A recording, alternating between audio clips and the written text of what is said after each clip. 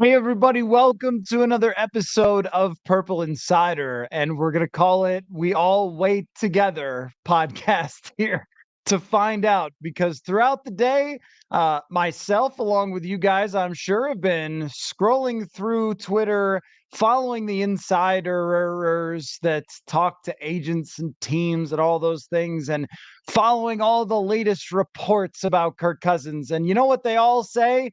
The same stuff that we already knew that has been said to us on the record by Kirk Cousins or Kevin O'Connell at one time or another. So we have the latest is that Kirk Cousins probably wants to test free agency, which of course Kevin O'Connell said on television at the NFL Combine. We have that Kirk Cousins is interested in coming back to the Vikings, but it's all about the structure of the contract, which of course he told us on the last day of the year before they had the locker clean out and so forth. And, so basically what we have taken out of today is that still nobody knows what's going to happen with Kirk Cousins. We may know by Monday in the middle of the day, of which, of course, we'll jump on and go live again, or we may not know until Tuesday, or we may not know until Wednesday. It seems that we have all surmised that Kirk Cousins is either coming back to the Vikings or he's going to the Atlanta Falcons, or the mystery team could be the Denver Broncos that got brought up by Tom Pelissero, was mentioned on the show by Brad Spielberger at the NFL Combine. Feels like it's a three-team race for Kirk Cousins services. Who's going to make the biggest offer? Will anybody cross the line in the sand that has been laid out by the Minnesota Vikings? And now there's another element to this is how much does Baker Mayfield's contract impact Kirk Cousins? Because I look at Baker Mayfield's deal as somewhere around the same range that I would have expected the Vikings to offer Kirk Cousins. That Mayfield's deal says 3 years. It's really 2 years based on the guaranteed money. $50 million fully guaranteed, about $100 million overall for Baker, which is essentially 2 years worth of guarantees for Baker Mayfield. So if the Vikings were looking at Kirk Cousins as wanting him to not go farther than a year or two, that would be around the same ballpark. But as far as average dollars per year for Baker Mayfield, it's right in that same Derek Carr range. And I think that Kirk Cousins wants more than that. That he would want to clear Baker Mayfield. I mean, when you look at Baker Mayfield's career, now he does have one more playoff win than Kirk Cousins, but it's been very much up and down. He signed a really tiny contract last year. 9 wins got them in the playoffs, but there hasn't been a ton of success from Baker Mayfield overall, certainly not statistically in the same way that it's been for Kirk Cousins. So if he is coming to the negotiating table with the number that Baker Mayfield just got and is saying, all right, I deserve a lot more than this, I would expect him to have to find that somewhere else, because I really do think that if the Vikings are making an offer to him, which they have said all along that they are, but they can't break the bank, or they're not going to go all in to, come over to his side, give him full and guaranteed money, then this would be around the range of something that they would offer to him. And if he wants more than that, then he's going to ultimately end up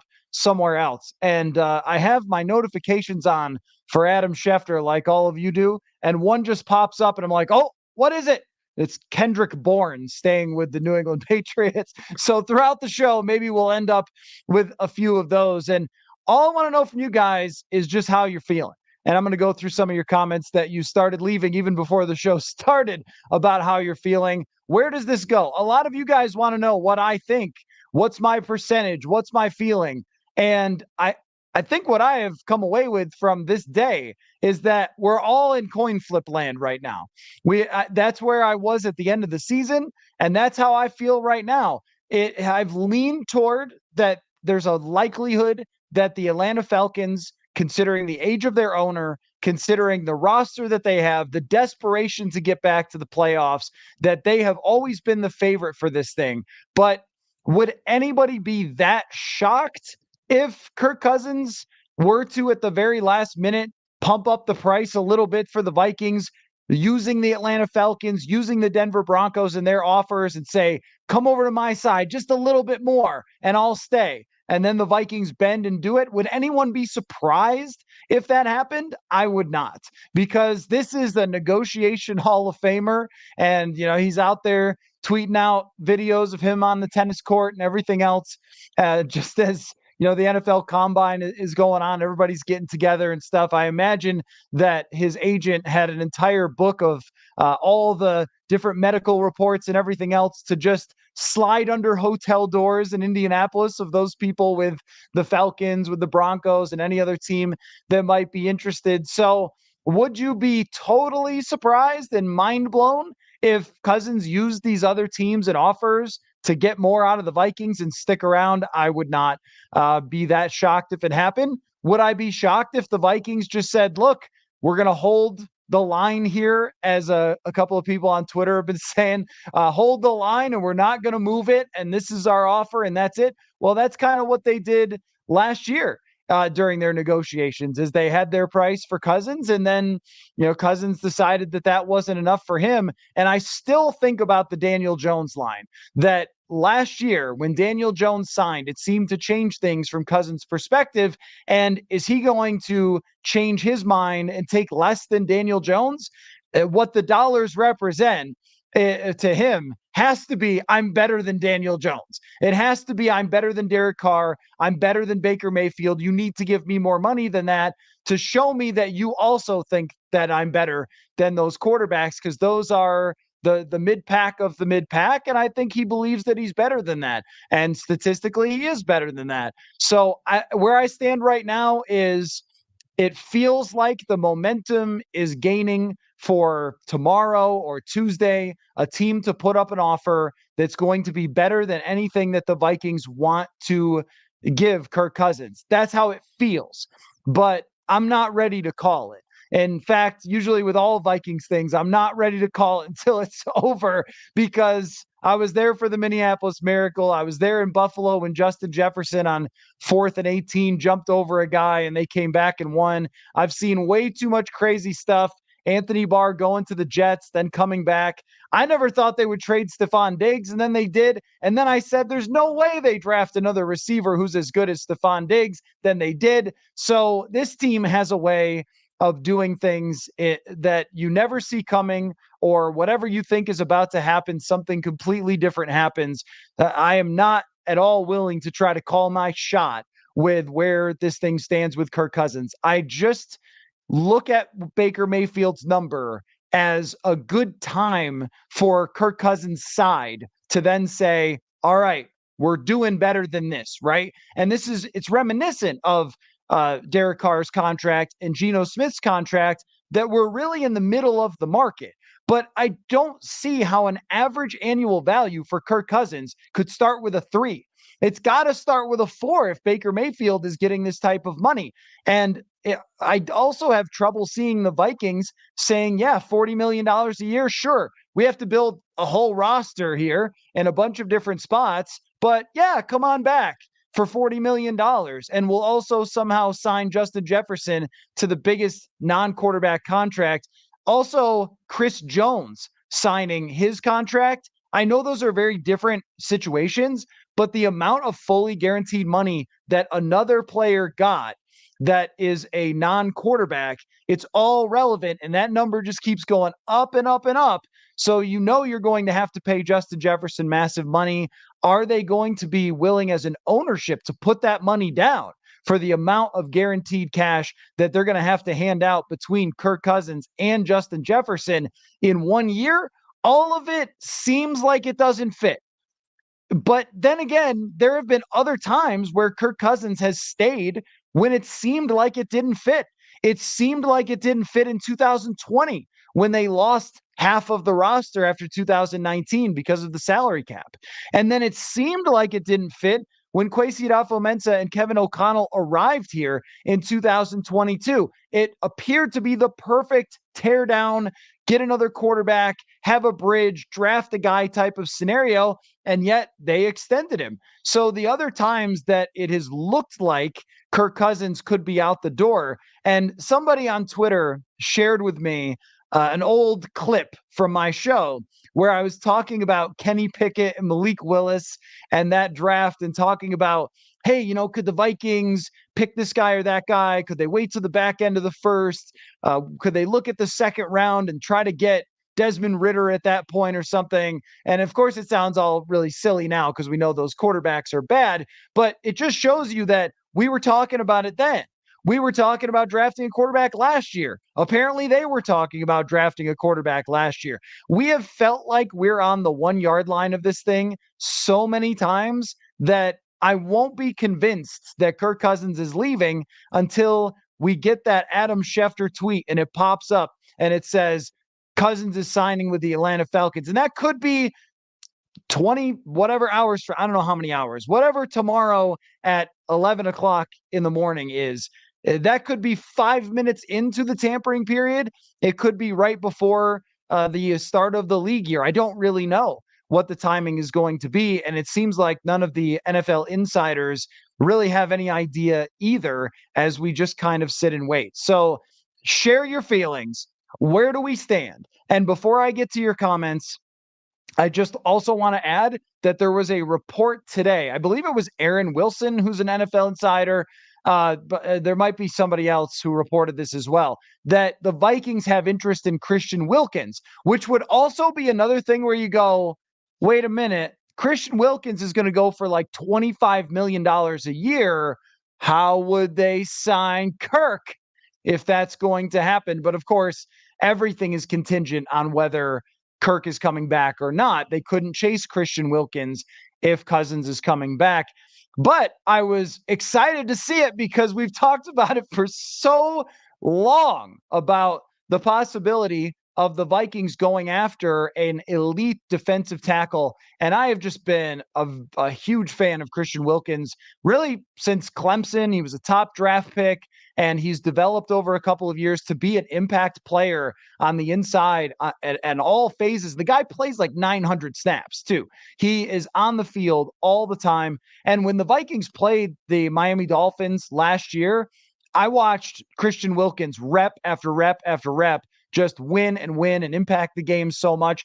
If the Vikings went after him, what a great way to start your rebuild along the defensive line. Then you draft some people, you fill in from there. But when you have a centerpiece like that, everything becomes easier because there's so much focus on that guy. I don't have to tell Vikings fans about this. They saw it with Linval Joseph, saw it with Kevin Williams, Pat Williams. If you have the interior dominated, everybody else, their life is easier. The linebackers, the edge rushers, and Christian Wilkins is that type of player. And I would be very much willing to give him top dollar in order to come here. So they were listed along with the Texans as possible locations. So I figured that was worth bringing up as well. So let's get into, I'm just going to scroll all the way back to the comments and go through how you guys are feeling at this very moment in time. And then we'll all remember how we felt the night before, or the 2 nights before we knew. Blowfishes will start off, says the Vikings want Kirk for 2 more years so they could draft a quarterback and have him sit and develop. Kirk will tell the team what the Falcons are offering once legal tampering begins. Well, that's true, is that I guarantee you that Kirk Cousins and his agent have a good sense for what the Falcons are actually willing to offer. But until they can put that down on the table, that's why when there was a report this morning that Kirk was going to inform the Vikings tonight what was going on, I was like, wait, but he doesn't have official offers yet. So he can tell the Vikings, yeah, I'm going to listen to offers tomorrow. I'm not signing an extension with you tonight. But that doesn't mean that it's over. That means I'm hitting free agency, so to speak, and I'm going to listen to offers officially. So right now, Cousins can only have an idea. It can only be whispers at the combine. It can only be untraceable text messages using whatever app that drug dealers use. I'm sure that's not true. I'm just kidding. But he can only have a sense. He can't have official offers. So he can't tell the Vikings, I'm absolutely not coming back. He can't announce that he's going somewhere else. And he can't even really negotiate with the Vikings until he has an official offer from someone else. Then he can go back to them and say, all right, the Falcons are putting down 3 for 130 or whatever it's going to be. I don't really know. But then he can say, the Broncos are offering this, the Falcons are offering this. Will you guys come over to my side more? Will you guys match? And what we really don't know, because we just aren't inside his head, and that might be a scary place. And what we don't know is Kirk Cousins using the Falcons and the Broncos to try to bring the Vikings over to his side so he can stay? That's really the question, because it's been so much out there with the Falcons, so much connection to the Falcons, that you do have to wonder. You have to think, like, is this what he's doing? Because if you go back to that last negotiation that he had where he ended up with the Vikings, if you recall, another team offered slightly more money. That was the New York Jets. And for some reason, Kirk Cousins did a documentary about his free agency that they ran on NFL Network, and they showed him talking with his agent about the Jets and saying, "This is great. Now I can pump the price up for the Vikings," which, why, I don't know. You're joining a team and yet you're trying to pump up the price, so it makes it harder for your team to do stuff. But that's old news. The point just being that this has happened before. So is it a bluff? Is it him saying, like, "Hey, I'll get other teams. I'll do it. I'll leave. I'll go to Atlanta. My wife's from there. Has anybody brought that up?" Or does he really want to go somewhere else if they are going to buy into him more? Because if I was Kirk Cousins, I would feel pretty underappreciated by the Vikings, considering that I won 13 games and then they blame me for a playoff loss where Ed Donatell's defense goes sideways. I know 4th and 8. I'm just putting myself in his shoes. Like, I did the winning that you guys asked me to do. I had the playoff game that you asked me to have. Your defense didn't hold up the end of the bargain, and then you won't give me Daniel Jones money, and now I'm supposed to come back to you. So there has to be even an extra "you didn't believe in Kirk" tax, because now you're asking me to come back when before you wouldn't pay my price. So, I do think that trying to pick this apart is difficult from his perspective. Or, would he look at the Atlanta Falcons roster and say, "I really want to be in the playoffs next year. I don't want to go 8-9 because we have no defense." They're not signing Christian Wilkins if they have Kirk Cousins, I don't think, unless they do some really crazy stuff. But then how are they getting defensive ends? How are they getting another linebacker? How are they getting another corner? How are they getting a wide receiver 3? All those things become so difficult if they were to bring back Kirk. And then we are back in the same circle of, hey, they got Delvin Tomlinson. Like, well, it doesn't make that big of a difference for one player. So is Kirk trying to play these other teams against the Vikings to up the offer by the Vikings? Or is he really just looking for the team that is going to love him the most and give him the best chance to win in the playoffs? And we don't have an answer to that as of yet. And feel free to tell me if you're seeing any other insider reports. But I don't think we're getting it tonight. I think it's going to be tomorrow in the afternoon. But when, I'm not really sure, because this whole process is going to have to play out. It could be 2 seconds into the legal tampering period. It could be Tuesday. We just have to wait and see. And it's very clear that no one really truly knows what is going to happen.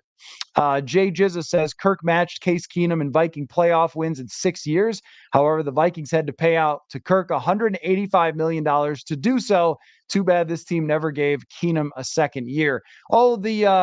I was thinking about this the other day, because I'll give you a little journalism hack, just since all of you were nice enough to come by, and thank you to the crowd, everybody stopping in tonight. I guess you're not into the Oscars. But I've already written my Kirk leaves story, because that's what we do sometimes. If we know something is very probable to happen or is a possibility, sometimes we'll write a story to have it ready so we can fire it out when it's done, when it happens. So I've already got one ready for if he comes back, and I've already got one ready for if he goes, and my thoughts on both of those things. And the one that I wrote that is about him potentially leaving is really about the if onlys of the Kirk Cousins era. If only he had Kevin O'Connell from the start and not Mike Zimmer. If only they'd put together better guards. If only they fired Ed Donatell midway through the season. And then there's another one that if only they didn't do it at all and signed Case Keenum and brought him back on a franchise tag, say, and then maybe drafted a quarterback that year or whatever. Like there's so many different tentacles to it. But I think of the Cousins era as it really is defined by that one playoff win and how we talked ourselves into, or like not you and I, but the team talked themselves into so many times. If only he had just had this, if only he had just had that, then they would have been able to get there. But one of the major reasons they never had those things was because his contract was restrictive. They couldn't keep the 2019 team together in 2020 because it was restrictive. And they had to bring in Bashaud Breeland to play corner. Hey, look, if it's 2017 Xavier Rhodes playing corner for the 2021 Vikings, they make the playoffs, right? But instead it was Bashaud Breeland because Cousins made up 17% of the salary cap that year. Like it all kind of, even though there's all these if onlys about the Cousins era, including if only they never did it, it always came back to kind of the same thing, which was you were always a day late and a dollar short, which is also my angle if he returns, which is how do you change that? And I don't know that the Vikings have an answer there. Like I'm sure internally they have the Kirk goes plan and the Kirk stays plan, but how do you change history? How do you look back at these last 6 years and go, all right, we've pinpointed the one thing that was missing from those teams, and now we're going to do something else? That's just very hard to see. And the thing that was missing was supposedly the culture, which did, I think, play a role in them having a really good season in 2022 and also a lot of crazy stuff at the end of games. But the result was the same. And you went through Justin Jefferson's whole rookie contract with 0 playoff wins. It's not like you can identify one thing.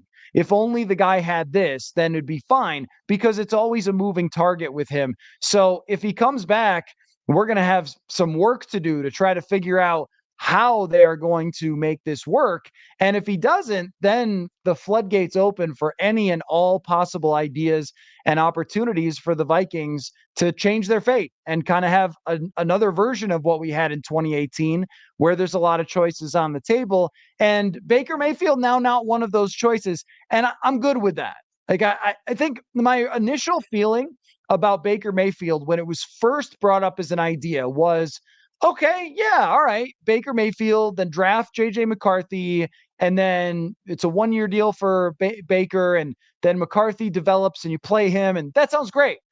But then the reality sets in that because you're a quarterback, then you're worth a lot and you get paid a lot. And so now Baker Mayfield on that contract, that's a no for me. That is a no for me. And is anybody concerned that the Tampa Bay Buccaneers are going to be in the Super Bowl in the next 2 years? No, they're not, because that's not the type of quarterback who's going to take you over the top. I think he would have been good and we would have had a lot of fun, but on a deal that's multi-years, I would not have been good with that. There was a lot of money. No, that's not going to make it happen. Jimbo Stimbo, that's a great name, says, I'm fine with Kirk walking or staying, but if he walks, don't we lose a ton of leverage in a trade up in the draft? No, I don't think so. I mean, look, if you're trading up in the draft to get a quarterback, everybody knows that that's going to happen.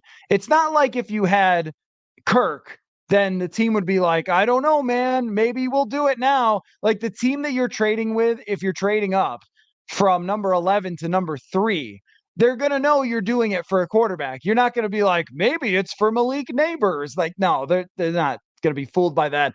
And the price is going to be the price, whether it's Cousins or anybody else. If you're trading up to number 5 to try to get ahead of the Giants to get JJ McCarthy, which who knows how that's all going to play out, they're going to know that you're only trading up to try to get your quarterback, whether you have Kirk Cousins or not. So I don't think it makes a whole lot of a difference. And I also don't think that that would be a good reason to bring him back. The reason you bring him back is that you think you can win a Super Bowl in the next 2 years. That's it. Those are all the reasons. And if you don't, then it's a colossal failure, which it has been for the last 6 years. And that's the trouble, right? That's why we're here. That's why so many of you are talking about wanting to move on, because it has not been a success for the organization. But that's where that's where the mentality becomes totally different. If they draft Michael Penix, Bo Nix, JJ McCarthy, then I think all of us are totally fine with strapping in to that ride. Just, all right, we're going to strap into that ride. And the first year might be a little rocky and a little bumpy, but let's see how they build out the rest of the roster. Let's all find out together, right? If they are to draft a quarterback. If they do not, then it's Super Bowl or bust still.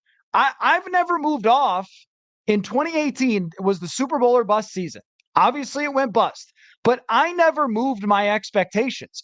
That's why you signed him. That's where the expectation should be every single year. And I never changed that. They did, because then all of a sudden they started talking about, well, if we just get in the playoffs, like, whoa. That's not what that the expectation is. Or, we had a successful year in 2022. No, you didn't. You didn't go deep in the playoffs. We won one wild card game. It was a success. No, it wasn't. I remember Rick Spielman saying Kirk proved he can win in the playoffs. Like, what? Because of a wild card game?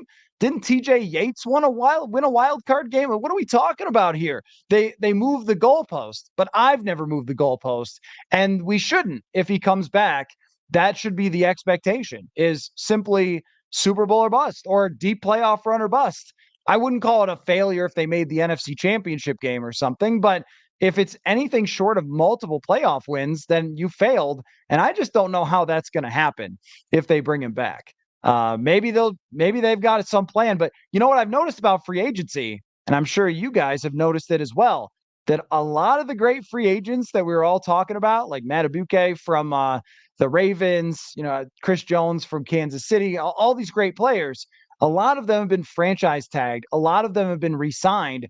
And if you look at the free agency list now, you can actually find a lot of nice players, but not a lot of game changers. That's why I love the Christian Wilkins idea, but not a lot of game changers. So you're just going to fill out the roster with a bunch of good players and hope. That doesn't really sound like a strategy if you're bringing back Cousins.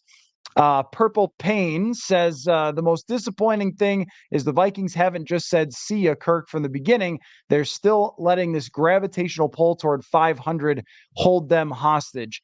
Yeah, and this is a very interesting point to bring up, because the question is, are they presenting to the world their appreciation for Kirk? And we know that Kevin O'Connell feels this way about him, and I don't blame O'Connell for that. They won a lot of games together. They had it's your first quarterback, your first time being a head coach, and you win 13 games with the guy. I mean, if that's your first impression of being a head coach and working with Cousins, and your last impression is his best game against Green Bay, like, you're going to like the guy, right? It's not O'Connell's job to value a player necessarily. That is the general manager and the front office's job. But I can understand that the question is whether the presentation to the public about the love for Cousins and how much they want him back is more of, we just want to show him the respect, but also want him to go somewhere else. Sort of like if someone asks you to come pick them up somewhere at midnight and you're like, yeah, I mean, I'd love to do it. I really would.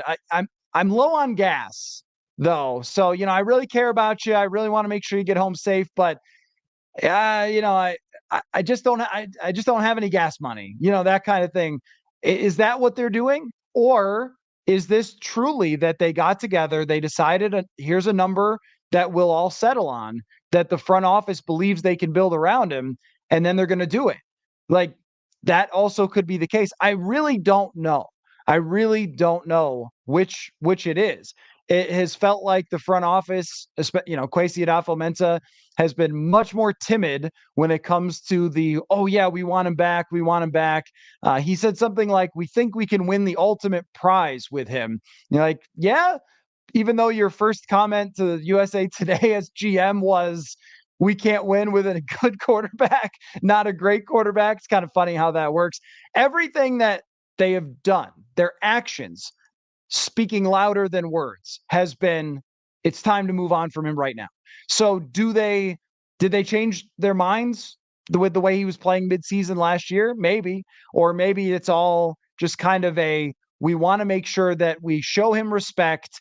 And Eric Eager brought up the possibility of him ending up in the Ring of Honor, which really made some of you upset. But, he's third in Vikings wins as a quarterback. I think he's second or first in touchdowns, maybe second behind Fran Tarkenton.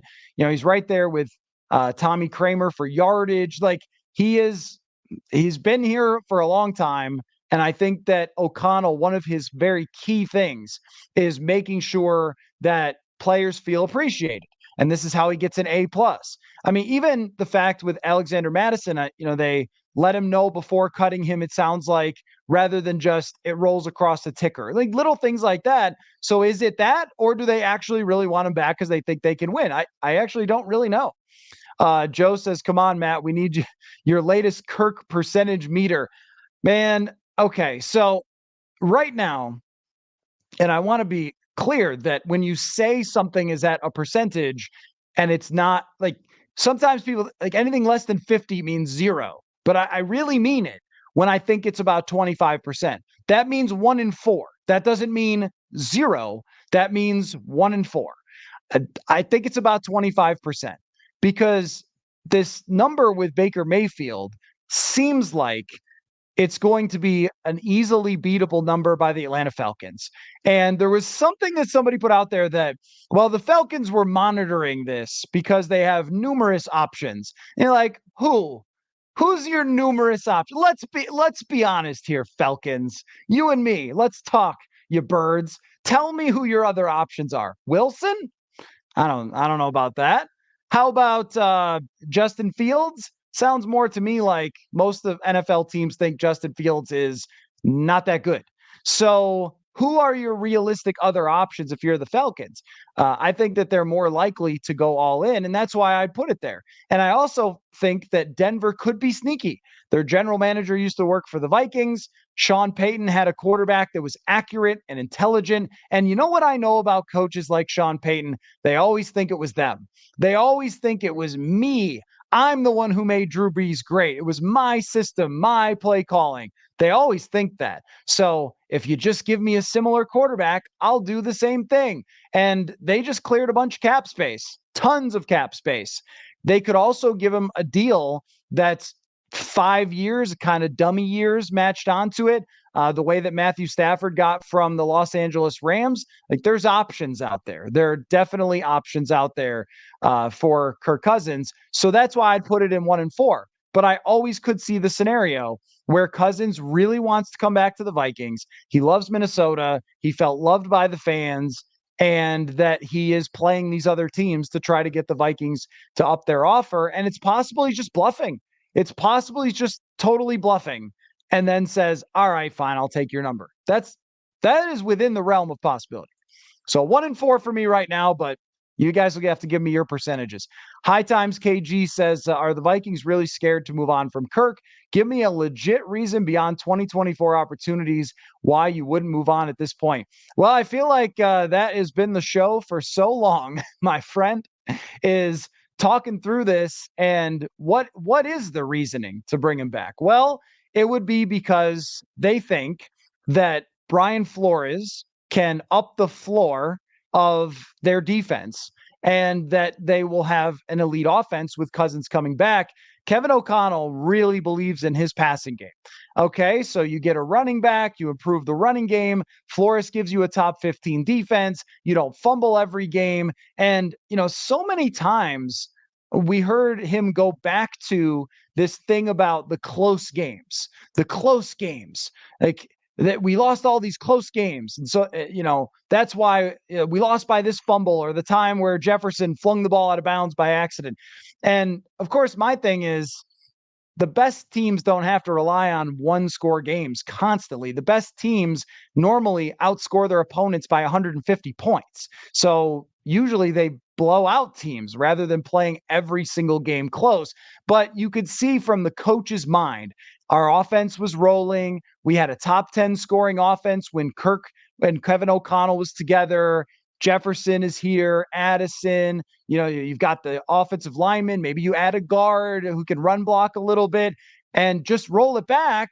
Flores will do his thing, and then we're good. Then we're off and cooking, right? But the problem with that logic is, well, one, Kirk is older and he's coming off major surgery. That's one problem.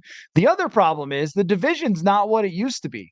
When they got here in 2022, the division was terrible. The Packers were on their way down. Aaron Rodgers was an anchor for them at that point because he was so miserable and was honestly falling off a little bit with his talent.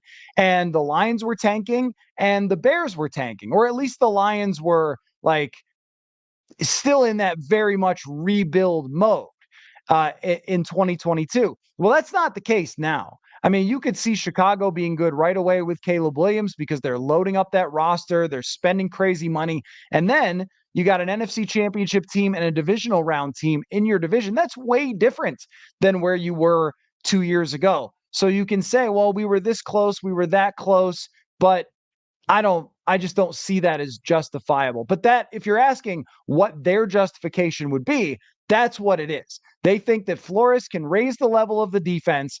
Although we did hear this once about Mike Zimmer in 2020, they think they can raise the level of the defense. And we also saw at the end of the year, a couple people got hurt and they fell completely off from being a very good defense to a total disaster. Also, every time they played a good team offensively, the defense was not that great because of personnel. Like, you can only do so much. And it's always very thin when you're trying to just add starters from free agency, then hope everyone stays healthy, which they usually don't. So that would be their logic in bringing him back. But does that get you anywhere different than you've been for the last 6 years? No, it doesn't. It's very unlikely to, I should say. You never know with the NFL. But why are they scared? Because if you draft the wrong guy, you get fired. It's really that simple. I mean, you look at the 2021 draft. Now, the 2020 draft was great, by the way. You look at the 2021 draft and you go, that draft was supposed to have an incredible bunch of quarterbacks, and now none of them are with their teams. Mac Jones gets traded to the Jaguars for, what was it, a 5th-round draft pick? Oh my gosh. Justin Fields, he's not going to get traded for as much as they want. He only showed signs, but 10-28 as a starter. Trey Lance is on his second team already and has basically never played. Like, there are no guarantees when it comes to drafting a quarterback. And now that Baker Mayfield is off the list, then you could see, as Kevin O'Connell from the coaching staff perspective, them thinking, well, if we draft JJ McCarthy and he's not good, then we're just going to lose our jobs. But I promise you, if you bring back Kirk and don't make the playoffs or win any playoff games next 2 years, you will also lose your job. So, and that could even happen in 1 year. That could happen if they were to go 8-9 or something. And also, what if Kirk gets hurt again? I mean, we're talking about a guy that's taken a lot of beating over the years and then just had a major injury. So there's all sorts of risk involved either way. That's why you take your shot, you see what happens. You get Sam Darnold as kind of Bridge, or just a veteran backup who could play if you need him to, draft a quarterback. And then I think you get a lot more leeway than you would. And there's also other quarterback options that could come up. So let's say that you draft McCarthy and you know right away, this probably isn't going to be that good. Then the door is open to drafting other players. Or signing someone or having something come up. Look, I mean, Kirk's available. Russell Wilson's available. Quarterbacks are always coming available, unlike they used to in the past. So it's not just Kirk versus draft guy this year. It's really Kirk versus every other person that could potentially be your quarterback. Angel Does Sr., or is that supposed to be Dust? I'm not sure. Says, your honest opinion on what happens to Hunter. I think Danielle Hunter is a Jaguar or a Bear or something by tomorrow. I would be very, very surprised if Danielle Hunter came back. The price tag on him seems immense. Their reported interest in Christian Wilkins, to me, would say that they think Danielle Hunter's not coming back. And such is life. When you fiddle around with somebody's contract for 4 straight off seasons, asking them, hey, can you just come back on like a normal contract? Like, no, probably not. And there's got to be 25 teams who are calling Danielle Hunter. He's such a good player that there's just every team with cap space has to be interested in Danielle Hunter playing for them. So that's how I see it going down. Once again, you talk about gravitational pull.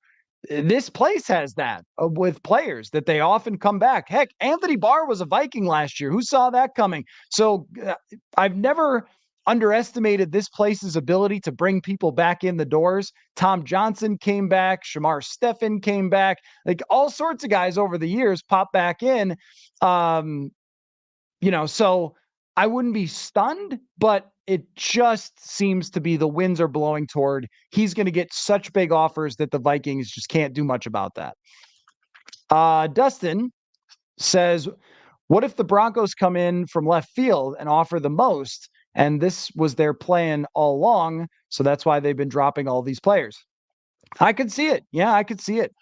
The Broncos are another team like the Falcons.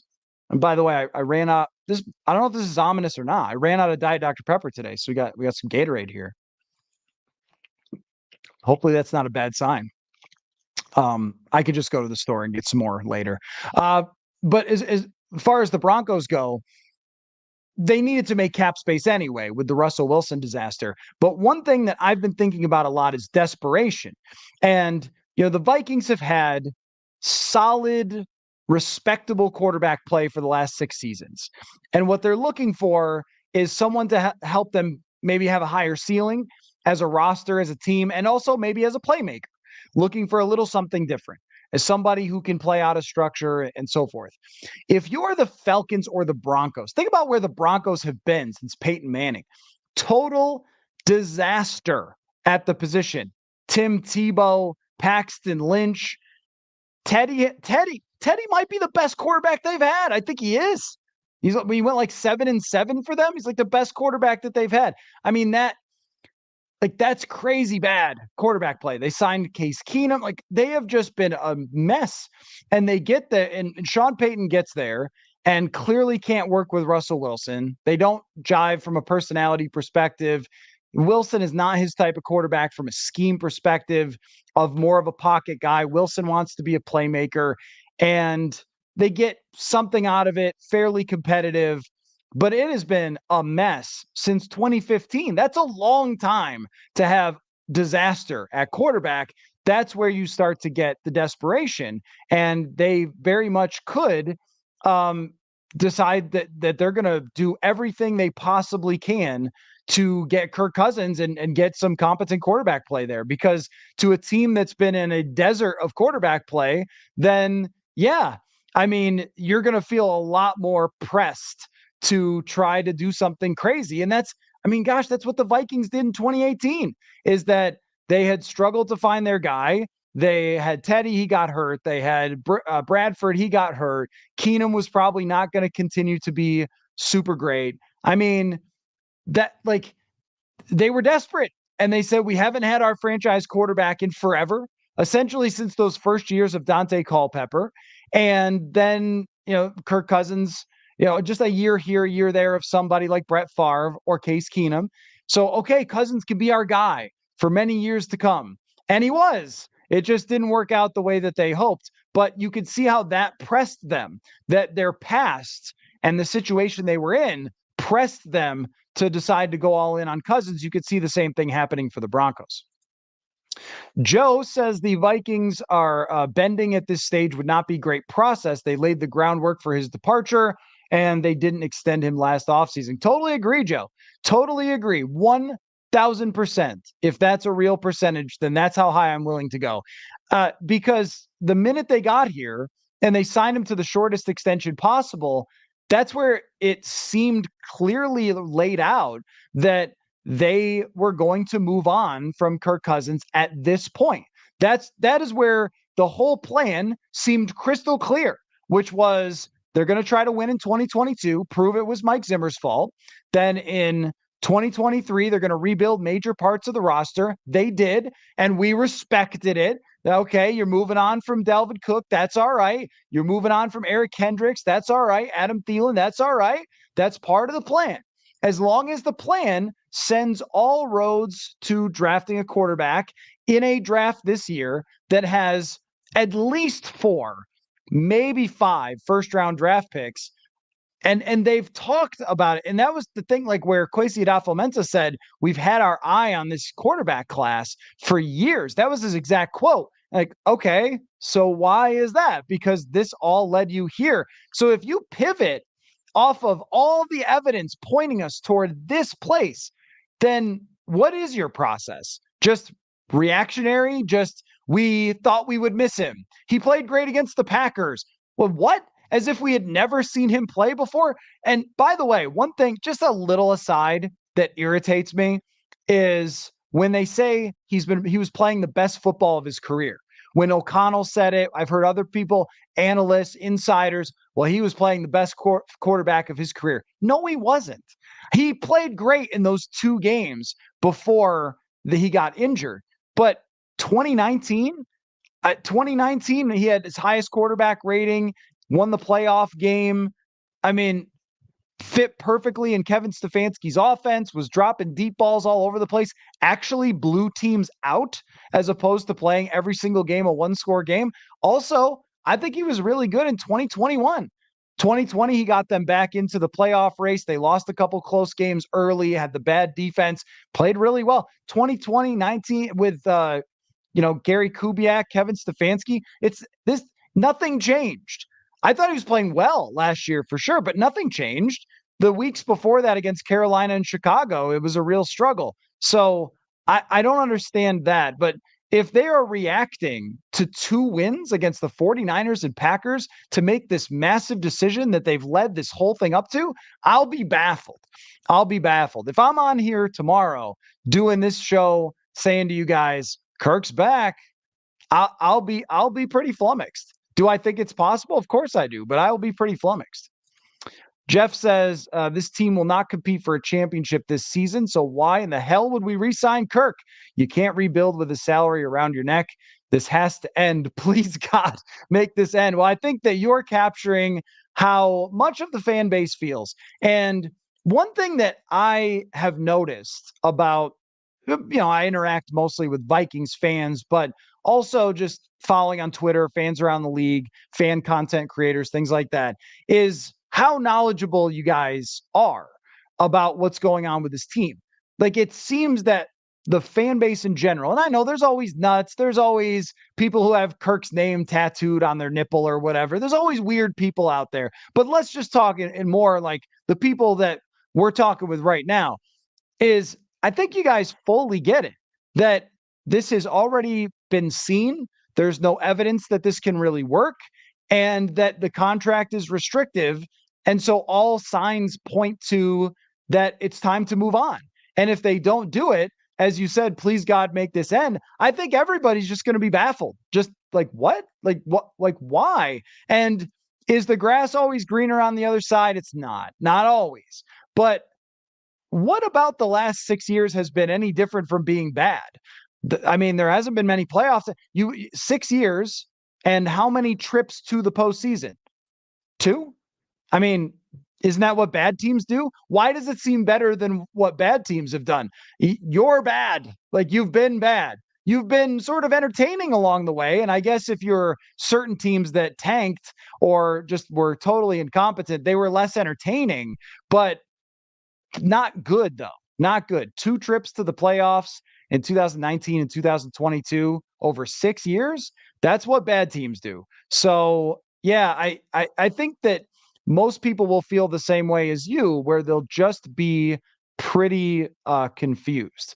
So one of you is saying that Diana Rossini tweeted that Denver won't pursue Cousins. Well, that's interesting. I don't know about that. I mean, I just like when it comes to reporting on this particular subject, I'm not saying that her sources are lying to her or something. It's just, are we really sure about that? Are we really sure about anything right now when it comes to reporting? Because it seems like the insiders have been very perplexed by what's going to happen, that there has been no definitive things mentioned. Coller, you want Teddy to come back? Hey, it's funny. People made me out to be, that was once upon a time, like the Teddy guy. I didn't even cover Teddy. I mean, like I did, but not in 2015. I got there in 2016 when he got hurt. I just knew what was being said about his trajectory at the time. And when I reviewed the 2015 season, I thought it was better than the traditional stats suggested. That they were playing a certain type of style, a slower pace. They were run first, all that stuff. So he didn't throw many touchdowns, and they didn't have good deep receivers. His deep ball was inconsistent. But I thought that, like I think about a lot of quarterbacks, that on the rookie contract, they could have built a team good enough to go to the Super Bowl, and they did just after he got hurt. But they did. They were there. I mean, they were at the NFC Championship game with a backup quarterback. I think we can all agree that Teddy Bridgewater was more talented than Case Keenum. So that's I like that, and I also really liked what just other people said about Bridgewater. That what I heard about him from the players on the record, off the record, was that the leadership thing, the way he commanded the offense, the way he just put everybody on his back, the way he made players better. Just a real quick story about that. When Case Keenum was playing and Teddy Bridgewater was active, and Bridgewater wanted to play, obviously wanted to be the starter, he was on the sideline looking at the whatever it's called, the Microsoft Surface, and spotted something in the Washington defense and brought Keenum over. They looked at it, and it resulted in a deep pass touchdown. I mean, he was over there on the sideline playing coach and helping people out. Adam Thielen told me directly that he had worked with Bridgewater and how to adapt to a new quarterback in Case Keenum. So when you can impact people like that, I think that that's special and that's different. So they in my mind, they would have had a legitimate chance to win with Bridgewater. That was the only thing. I mean, I don't think that's a hot take. And yet, you know how the internet though is. Like, if you say, hey, they didn't win anything, well, Cousins was here, you're a hater or whatever. Okay, I don't know, whatever. I don't care about that. Manju69, great to see you here again. When are you going to change that name? Says, my question is about the culture of the pro personnel department. Any word on their autonomy, or is it more top down? Would this tip the hand of this year's approach? I guess I'm not fully understanding the question. Like, do we mean, is it like Kwesi Adofo-Mensah calls the shots and everybody else just kind of gives their opinion? I don't truly know how collaboration exactly works in this scenario. This seems to be entirely between ownership, the head coach, and the general manager. I don't think anybody else has to be involved. And Cousins. I don't think anybody else really has to be involved in their opinion about this. The ownership is the one who's got to foot the bill. They're the ones who got to, pay everybody's contract and fly to the stadium each week. So they're going to ultimately decide how far they're willing to go. And then it's Kwesi Adofo-Mensah, and he talked about this. It's his job to present options to them, and then they're going to decide. And I think that's how it works, is that the coach and the GM are presenting options. Here's what we think is the right price to put on Kirk Cousins. Here's why we could bring him back. Here's why we don't. And then they approve or they don't approve. And that's how most of it works. I don't think this is unique at all. That's how most NFL teams operate, except the Packers that do not have owners. Or no, Packers fans, you're all cute owners, all of you. It's wonderful. But just, when it comes to the general manager's job, that is an important part of it, is being able to sell the ownership on what to do. So that would be how I think this is all kind of decided, is that they normally, when it comes to like a Christian Wilkins, then you would have a lot of people giving their input. All right, here's how he could fit. Here's Brian Flores' opinion. Here's the personnel opinion. Here's the cap guy's opinion. But with Cousins, it's really only three people, I think.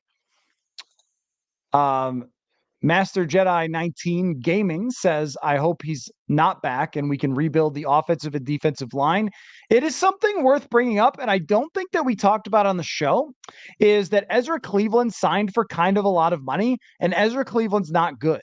And I think that tells you that left guards are expensive these days. And also Kevin Dotson, who I thought was going to be the best fit for the Vikings, he re-signed to stay with the Rams. So the amount of left guards that are available is not all that impressive unless you got some cash to pull out of your pocket.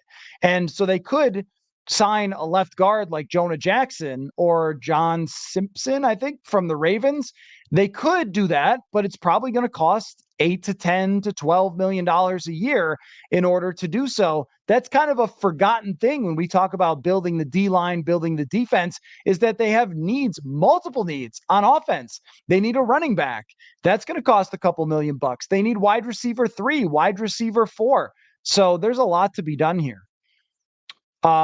Monkster says, I just have a feeling that they're going to end up with Penix. Good with me. If they like him, that is totally good with me.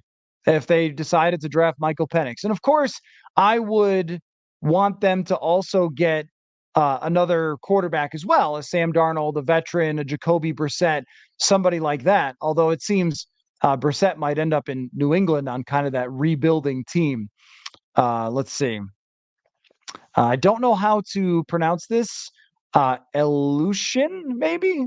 I don't agree with this strategy, but if they do sign Kirk and let go of Harrison Smith, they are easily able to sign Christian Wilkins. Right. They are able to sign a player, but are they able to rebuild the whole roster as we were just talking about, or are we in Dakota Dozier territory?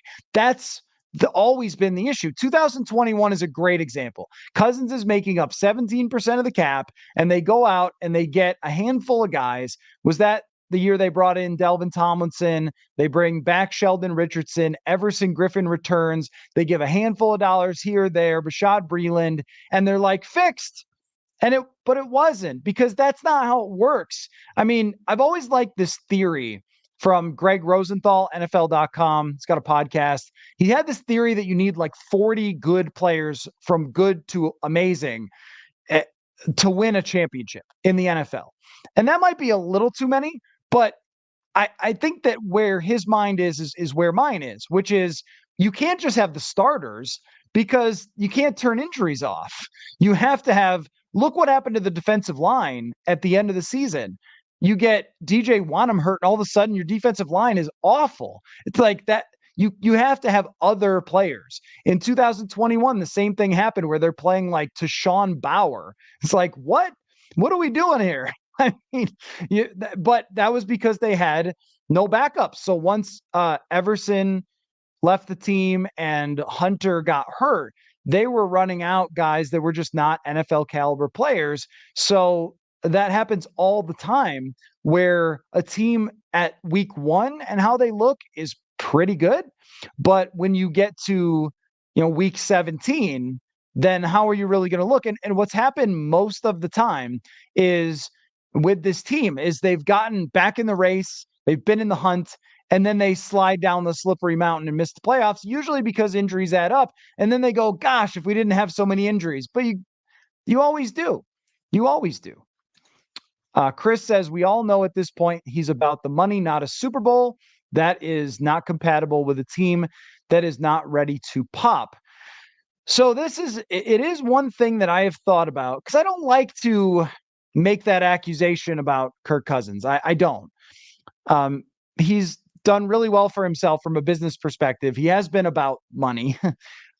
I mean, I guess like that's part of the game, though, is Chris Jones just won a Super Bowl. But last offseason, didn't he miss a game because he was still negotiating with the team? And then he just signs a huge contract that's going to make life more difficult for the Chiefs. Is he not about winning?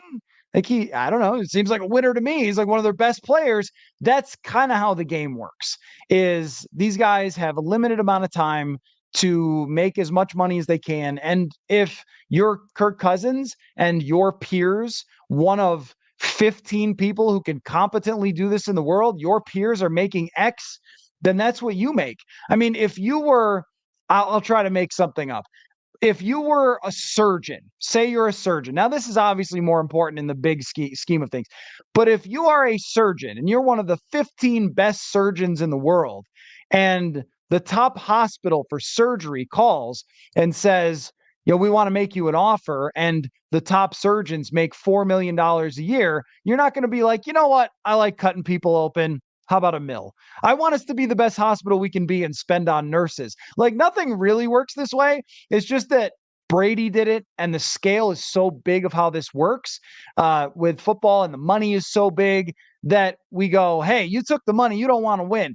I've never thought that about Kirk Cousins. I've never thought that he was just about the money and doesn't want to win. I've thought because of the money, you can't win.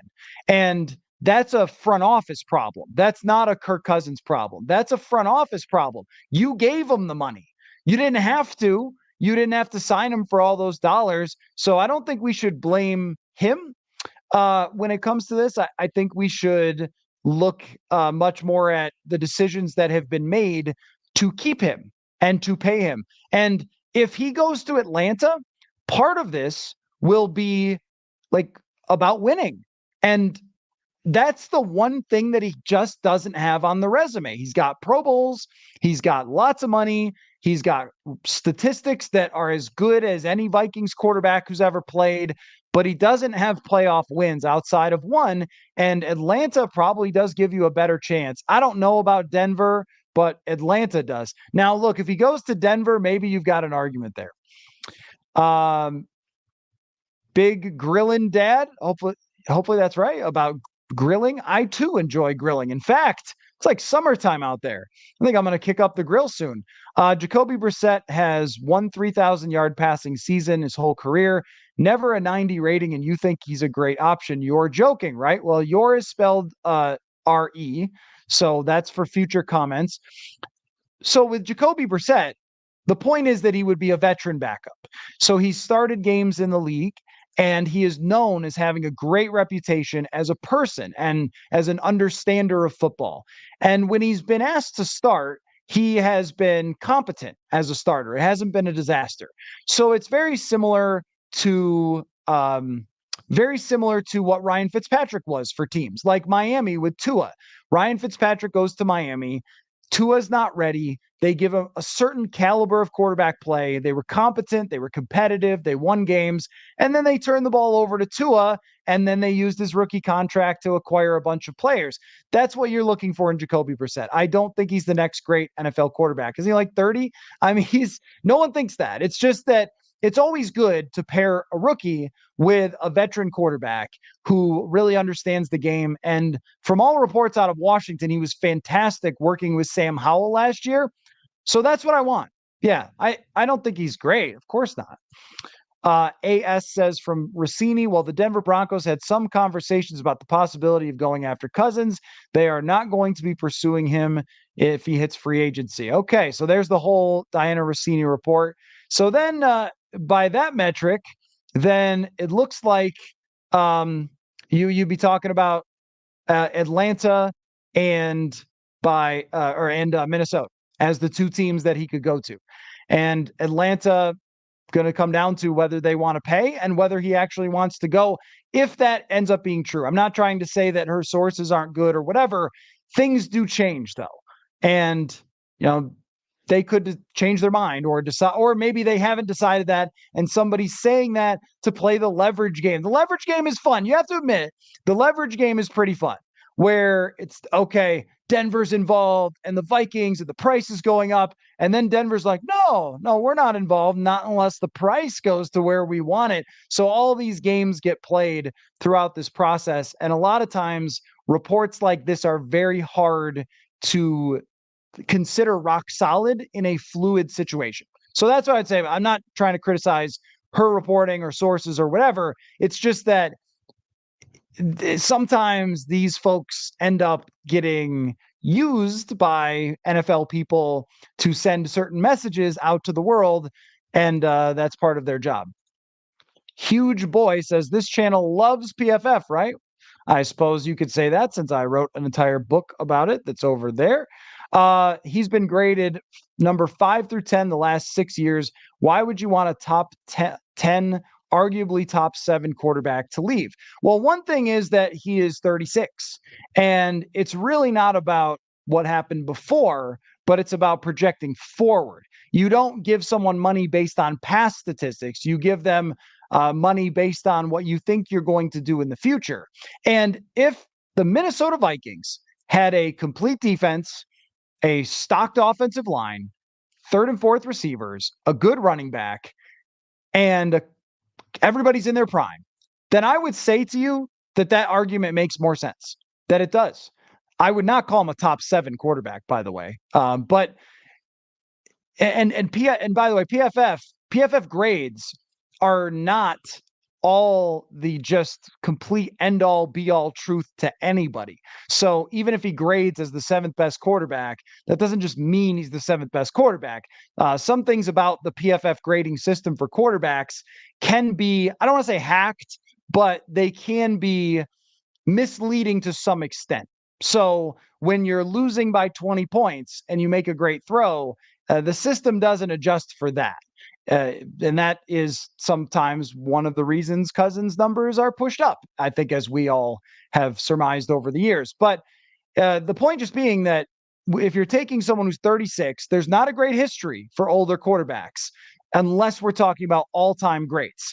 Being, in your opinion, the 7th best quarterback, in mine, maybe like 13th or 14th, is not the prerequisite for being considered an all-time great. And that's the only guys who have ever been excellent into their late 30s and 40s. So there's a chance that Cousins completely falls off and never recovers. He's coming off an Achilles injury. This is not a small thing. This is a big thing for a quarterback that needs all of his foundation to drive off of. And the other part is, while PFF grades are very useful in this situation, they also don't take into the context of the roster and what has been done here with this team and his contract. I mean, if you have, let's just say that they would more tend to put him in like the top 10 range, but if you have the 10th best quarterback and his contract is very similar to the highest paid quarterbacks in the league, that doesn't add up, and it never has, and it's never worked. So those grades are extremely useful and the data is extremely useful, but I don't think it points to, oh yeah, bring him back. Now, the other part of the formula is, if I were to give you, even if you think he's the 7th best quarterback, you take the 7th best quarterback and it costs you $45 million. And I take the 14th best quarterback and it costs me $8 million. Who wins? Who's going to win? When supporting casts have so much to do with the success of a player, who's going to win? I'd be able to build a better roster than you would. Brock Purdy might be the 14th best quarterback in the league, but he's in the Super Bowl. Jalen Hurts might be not as good, technically speaking, as Kirk Cousins. He was in the Super Bowl. That's what you're looking to do. You're not looking to win the PFF grade challenge. You're looking to go deep in the playoffs. Benjamin says Brissett or Darnold wouldn't be brought in to be the answer. They'd be brought in to somewhat be competent so we could bring a rookie along. Yep, that's right. They aren't supposed to be contenders with a bridge quarterback. The reason I like Darnold better than Brissett is what he did last year. I thought was great for him, which was go to San Francisco, work with a competent team, work with a real head coach. All those things, they're meaningful, right? For his development, if there's anything else that's going to be there. We've seen quarterbacks develop into their 20s. Geno Smith, Ryan Tannehill, it would not be the first time. So there's also, he can be a backup to whoever, Bo Nix, JJ McCarthy, whatever. He can be a backup. Or there's also the potential that exists that he really fits with Kevin O'Connell, fits with the offense, understands it better than he understood previously, that has elite receivers as opposed to Robbie Anderson and Jamison Crowder. So with Jacoby Brissett, there's no potential of that. With Sam Darnold, there is. And I'd be very interested in seeing a quarterback competition in training camp between JJ McCarthy and Sam Darnold and see how it plays out and see, and look, we'll follow next season with a lot of intrigue about the quarterback position. But that potential upside, the fact that it exists, would make me more interested in him. But yeah, he wouldn't be the answer. Nobody that they bring in aside from their rookie quarterback is going to be the answer. Mike says because he is incapable of letting his own self-interests, even in the slightest, be set aside for the better of the team and the ultimate team sport. Yeah, I get it. I understand the criticism. I do.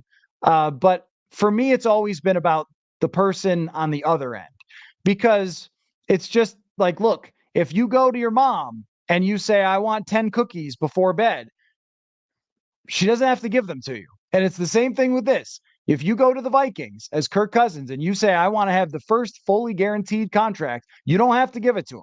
If you go to the Vikings in 2020 and say, sign me to a massive extension that makes me or retains me as one of the highest quarterback paid in the league, despite winning one playoff game in those Super Bowl or bust years, they don't have to do it. They didn't have to keep him in 2022. They didn't have to keep him last year. They could have traded him to Atlanta last year. So I look at much more. We all know the price of quarterbacks. We all know the price of this quarterback. Now it's on you. I don't look at it as Kirk should have taken less. Well, how much less would it had to have been to make maybe structure-wise, it could have been different. Maybe there's a criticism there. I just think this is what happened in Washington, is he asked for this contract and they said, no, that's not good for us. And he left. And the Vikings could have done that at any time. Hey, by the way, so huge crowd here tonight.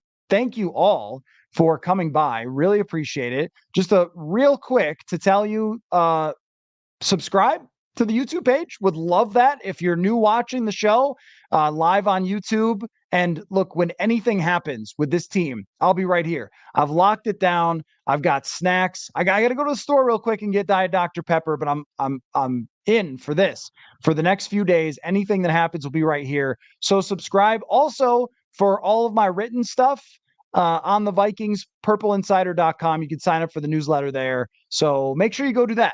I send out stuff every day. There's a mailbag. It's really fun. So go sign up there. All right, we'll continue. Joe says, if the tea leaves turn to Kirk almost certainly being gone, doesn't it make sense for the Vikings to pivot and make an aggressive offer for number 3? I go back and forth on this all the time because with a lot of different quarterback options, if you told me one thing, Joe, and Mike told me another thing about trading up, I might be like, oh, good point. Oh, also good point. So you could say that they should make a pivot to trying to trade up. And I like that. I like that the idea of Kevin O'Connell getting his guy. And look, if you have a great quarterback and a great receiver and a great left tackle, all the other stuff is findable. It's very, very hard to find the best receiver in the league, one of the best left tackles in the league, and a young quarterback that fits perfectly with the coach, was handpicked, and has the tools of a Drake May. Could also be Jaden Daniels, but I think Drake May would really be their guy. So that sounds great to me. I will spend money to get the other players. I will develop guys. I'll use my second round picks, whatever. But then on the other side, you go, all right, this roster does have so much construction to do. What is the gap between number 3 quarterback and number 11 quarterback, who you're going to take? Does that depend on where they think J.J. McCarthy is going? Would they have to trade up for J.J. McCarthy? So there's a lot of stuff at play there that I kind of would have to know to really make a determination. If they think, let's just say, for example, if they graded Bo Nix as, well, we'll just use a random scale. If they graded Bo Nix as a B+ and Drake May as an A, then I might be like, why don't you just go with Bo Nix and not give up everything, put all the eggs in the Drake May basket? If they have Drake May as an A and Bo Nix as a C, well, then you got to do it. You got to take a shot. I still think quarterbacks are going 1, 2, 3 in this draft, and they'll have to figure it out in another way. Mike asks, how would you feel about Kirk on a 3-year deal, 1 fully guaranteed, say for 40, easy out, no guaranteed in year 2, 3, void year, and still taking a quarterback in the first round? Well, I would wonder what the point was of that. Like, I get where you're coming from is, hey, you make him into your bridge quarterback. But if your plan is to have Kirk for a year and not win because you can't build a roster good enough, so you're looking at 8 or 9 wins, and then drafting a quarterback so you don't get a defensive end right away in the first round, why did we give him that much money? Why didn't you just have Marcus Mariota play for this season and not get as much money or not spend as much money and then build the roster in other places? If the plan really is that you're going to move on after 1 year because you draft a first-round quarterback, then what are we doing here? we're just continuing to kind of spin the wheels for another year and run the same thing back. And if I'm Kirk, also, I'm probably not going for that because I'd be saying in the negotiations, and you guys aren't going to spend that first rounder on a quarterback, right? Uh, I mean, if I'm Kirk, I want that first rounder to be somebody who can help right away.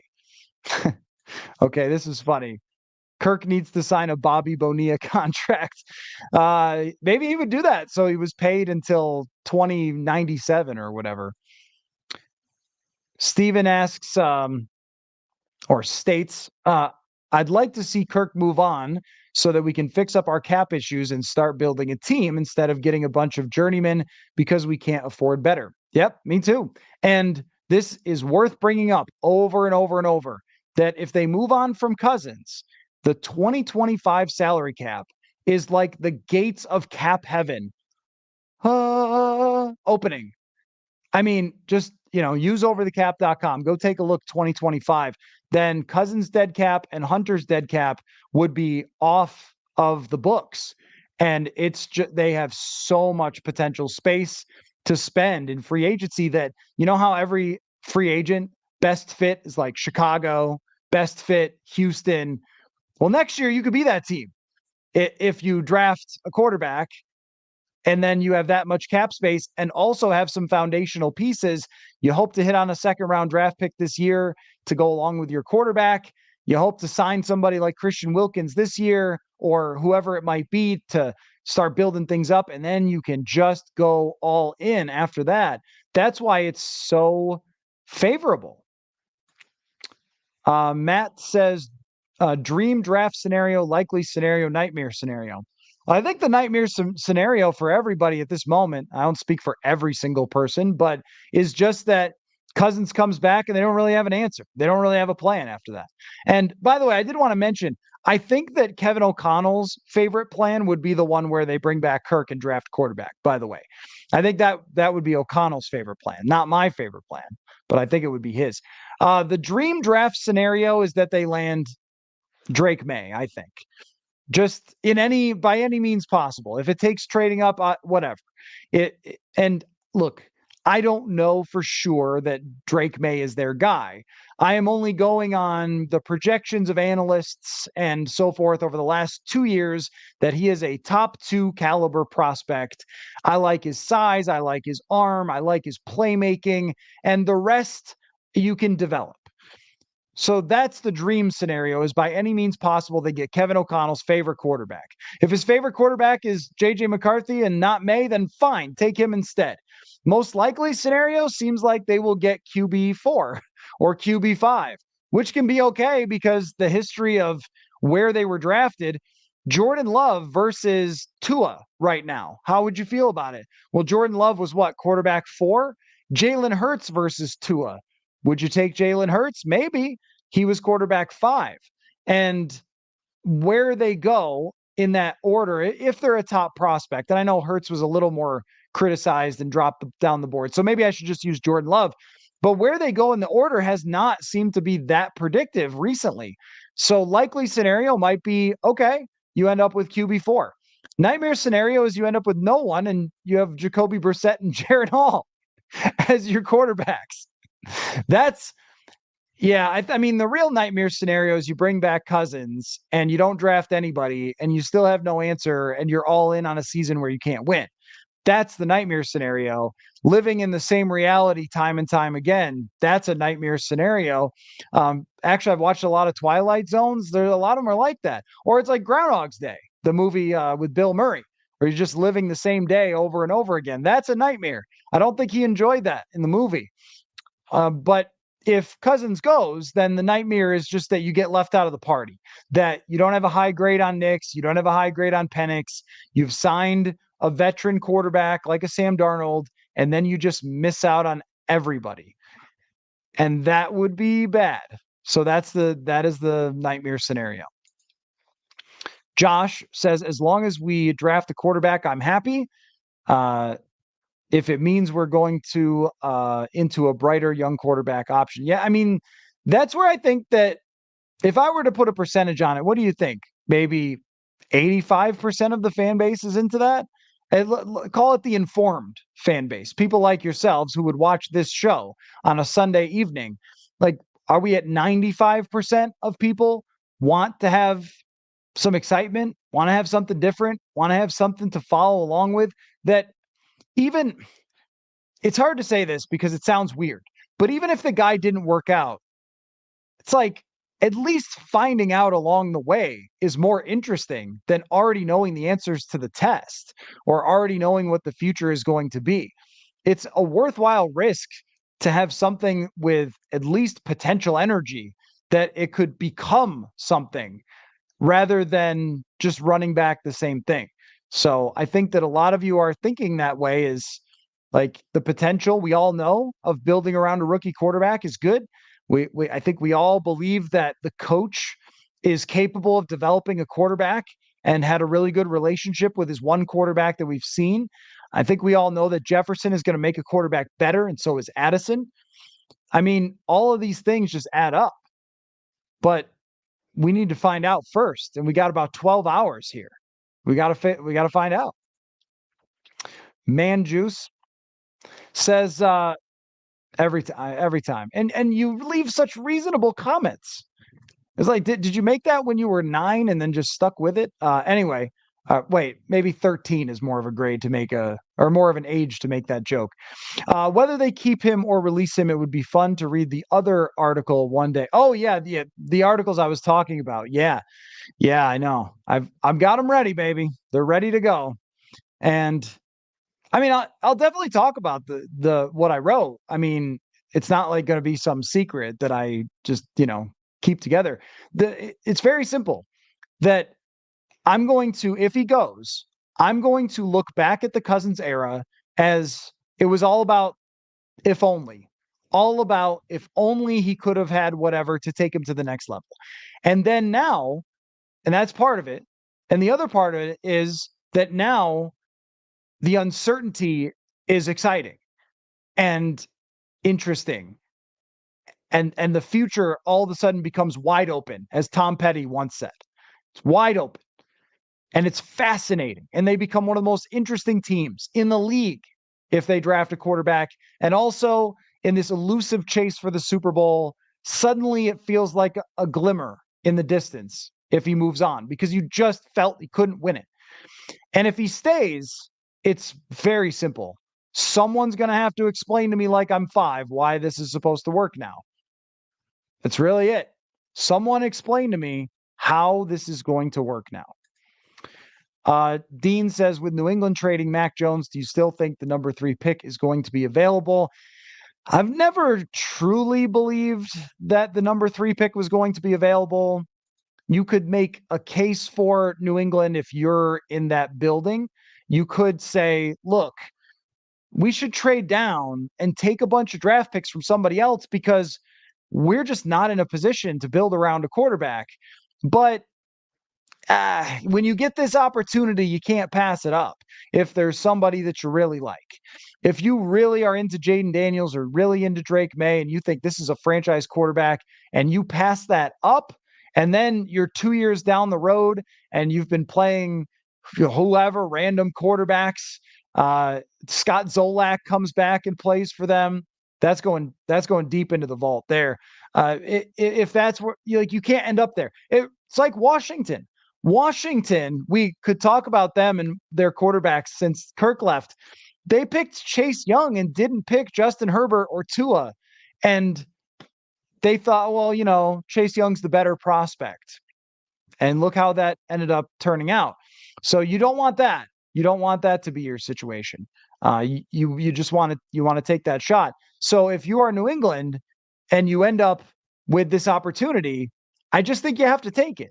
And then you'll figure out the rest after that. So I don't think ultimately that one of those top 3 guys becomes available. Now, could they shock us and pick McCarthy instead of Drake May? Sure. Anything can happen with these quarterbacks. We just know that from studying the past history of mock drafts. There have been so many analysts and insiders that have been wrong that anything can happen. So, they could surprise us. But if you're New England, man, I don't know. Chad Graff the other day on the show, athletic reporter for the Patriots, said he would take 3 firsts to move up to that spot. Will they take that risk of missing on the quarterback? I'm not convinced. Chicago did it last year. Chicago traded back and they traded to number 9. Number 11's not that far from 9. Steven says, dream, you get your quarterback without having to move up. Likely, we either mortgage the farm and or trade up or stand pat and take somebody like a Jared Verse. Nightmares, Kirk comes back and we suck. Yeah, yeah. Because if he comes back and you're not great, you're not going to be bad either. And you're not getting Shadur Sanders. So Gary says, why is it all about Kirk? With or without him, they still have drafted garbage for years. Well, we are about maybe 14 hours away from the biggest decision the Vikings have had to make since, I don't even know, 2018. And a decision that will entirely shape their future as a front office, a coaching staff, and ownership and fans and media. So seems like a pretty big deal to talk about. As far as drafting like garbage for years, it's kind of funny how that works because they have drafted in recent years the best receiver in the National Football League, one of the top 3 to 5 left tackles in the league, and also a number 2 wide receiver that might be a number 1 receiver. And they also used a draft pick on a right tackle, who's one of the highest paid right tackles in the league, and traded another one for a top 5 tight end in the NFL. So I'm not so sure I would say that they have drafted like garbage for years. I think that what's happened is that they have missed on a lot of defensive players. And that's what's made it so difficult to build a complete team. And if you're going to win with Kirk Cousins because of his talent level, you have to build a complete team. You can't have weaknesses. You can't just be great on offense and bad on defense, or you lose to the Giants. That's kind of the point, is that if you have Kirk Cousins, you really need to be San Francisco roster level in order to get over the top to be an actual threat. They had rosters like that for 2 years and they failed in those years. So it's very, very hard to build a complete perfect roster. But to say they've drafted like garbage for years, they had a garbage draft in, I would say, 2019, where Irv Smith is the second pick. Bradbury took years to be a competent player, and certainly in 2022. But I don't think we could just throw out drafting the best receiver and a top 5 left tackle and then trading a draft pick for TJ Hawkinson, who has turned out to be a great player for them. All that stuff kind of matters, and Jordan Addison last year. It's just that they haven't drafted perfectly. They haven't recreated 2015. In fact, they've probably just been more of a normal drafting team, and then they haven't been able to develop that many players. Although they developed Cam Bynum, developed Josh Metellus, and found an undrafted free agency, which in my mind counts as the draft. It's still part of it. Ivan Pace Jr. So they've done a good amount, but they've never really been able to fill in the other spots with money, which is what they need. So, Kerpluppy, that's a name. What chips do you feel the Vikings have in terms of trading up in the draft? Any players or only draft picks? So this is a question that is posed fairly often, and I really, really struggle with this one. Would you trade 11 Jordan Addison and a next year's first for Drake May? That would hurt, but I think I would. I would not move Jefferson for pretty much anything, but would you do Addison and a couple of picks to get May? Addison is a really nice player, but I think that there are other Jordan Addisons in the league. So it's not impossible to find a number 2 wide receiver to go along with Justin Jefferson. It's much harder to find your perfect quarterback. But it doesn't sound great, though. I don't love it because so much of the success of your quarterback is going to be because of supporting cast, and Addison is a big part of that. As far as draft picks go, likely the price is 3 firsts, and I don't see how that is anything different. Or for all you nutcases who like to be very specific, the number 11 pick swapped and 2 other firsts. People love to argue about that. I don't know why. Maybe people just love to argue about everything. Marty says, I believe they are doing this out of respect for Kirk. They want it to look like Kirk left them, not them throwing him out. It's a PR move in a way. I could see it. I could see it. I don't know if that's the case, but if he ends up signing a reasonable deal with the Falcons, something that we would have thought he would have accepted here, then I think you're probably right. I also think that Kevin O'Connell is genuine. I don't think that he's playing some sort of like next level PR game or whatever with us by praising Cousins and saying he wants him back. I think that that's true. And I think the coach who believes that his offense works. And we know this of McVay guys and Shanahan guys. They always tend to think that their system really works if the quarterback just does it correctly. And Kirk does it correctly a lot of the time. It's just that when things go wrong, he can't make it right. As Kwesi Adofo-Mensah mentioned at the podium, surprisingly. But that, you could be right. You could be right that it's just respect, and it matters that, if the team said, hey, whatever, man, sign wherever you want, it would look pretty low considering what he's done over the last 2 years for this team and the fact that his tenure ended on an injury. That makes it even more, it's like sort of kicking a guy while he's down to just be like, yeah, he's too expensive. We don't want him. Sayonara. And that would be pretty brutal. Jim says, funny story. About a month ago, I had a dream that only one quarterback was taken before the Vikings draft pick. You actually had a Vikings draft dream. I respect it. This is a man who loves ball, folks.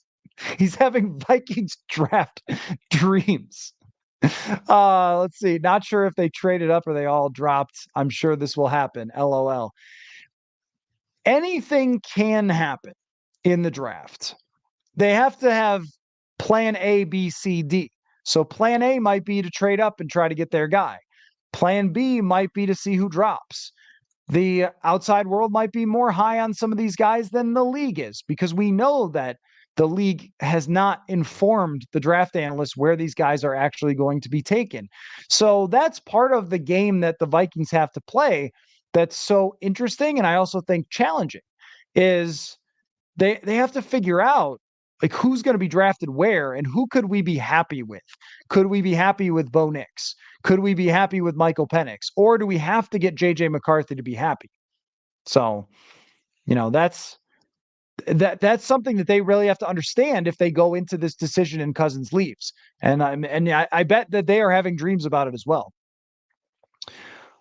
From Marty, not many Super Bowls are won with an average quarterback. The rest of the team must be perfect to do it, and there are too many holes with the rest of the team. Yeah, I agree. I mean, when we even think about average quarterbacks, now I don't like to use won the Super Bowl as a good metric because it's weird. Brady and Mahomes won them all, but that's kind of your point, right? Even if we step it back a little and just talk about who is in the playoffs every year. So I've had this theory, and since you've all hung around, then I'm just going to give you all my theories. So here's one, that quarterbacks over a 10-year period are put into different chunks or different tiers, where you could say, slide all these quarterbacks into our buckets, slide all these quarterbacks into these buckets. So Josh Allen, Patrick Mahomes are the two quarterbacks in the NFL that I would put in the bucket that anytime they play in the league, they could win the Super Bowl. No matter how bad you think their team is, no matter how much they go through, Mahomes and Allen could win the Super Bowl any year. They're that great. Mahomes just showed that to you. He's that great. Their team had its strengths and weaknesses. We've seen Vikings teams that strong before. Were the Kansas City Chiefs, player number 2 to 53, were they better than the 2019 Vikings? Probably equal, maybe not better because you consider the receivers, yet they won the Super Bowl. So that's Brady, that's Mahomes. I see Allen is the same way, where you're going to be in that mix, and he'd probably have a Super Bowl if it wasn't for Mahomes. Okay. The next group is, if you have a great team, you can be there. I felt that way about Rivers, Ryan, Eli Manning. Some guys won, some guys didn't.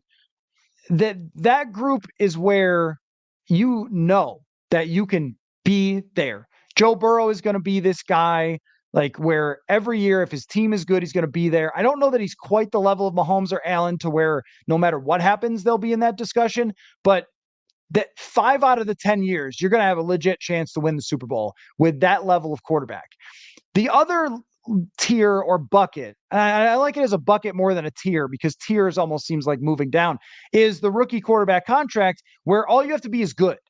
If you're good, you can do it. And that's Jared Goff, and that's Brock Purdy, that's Jalen Hurts. If you're good, you can do it. Now, those guys might get one chance at it or two chances at it on their rookie deals, but they're good enough.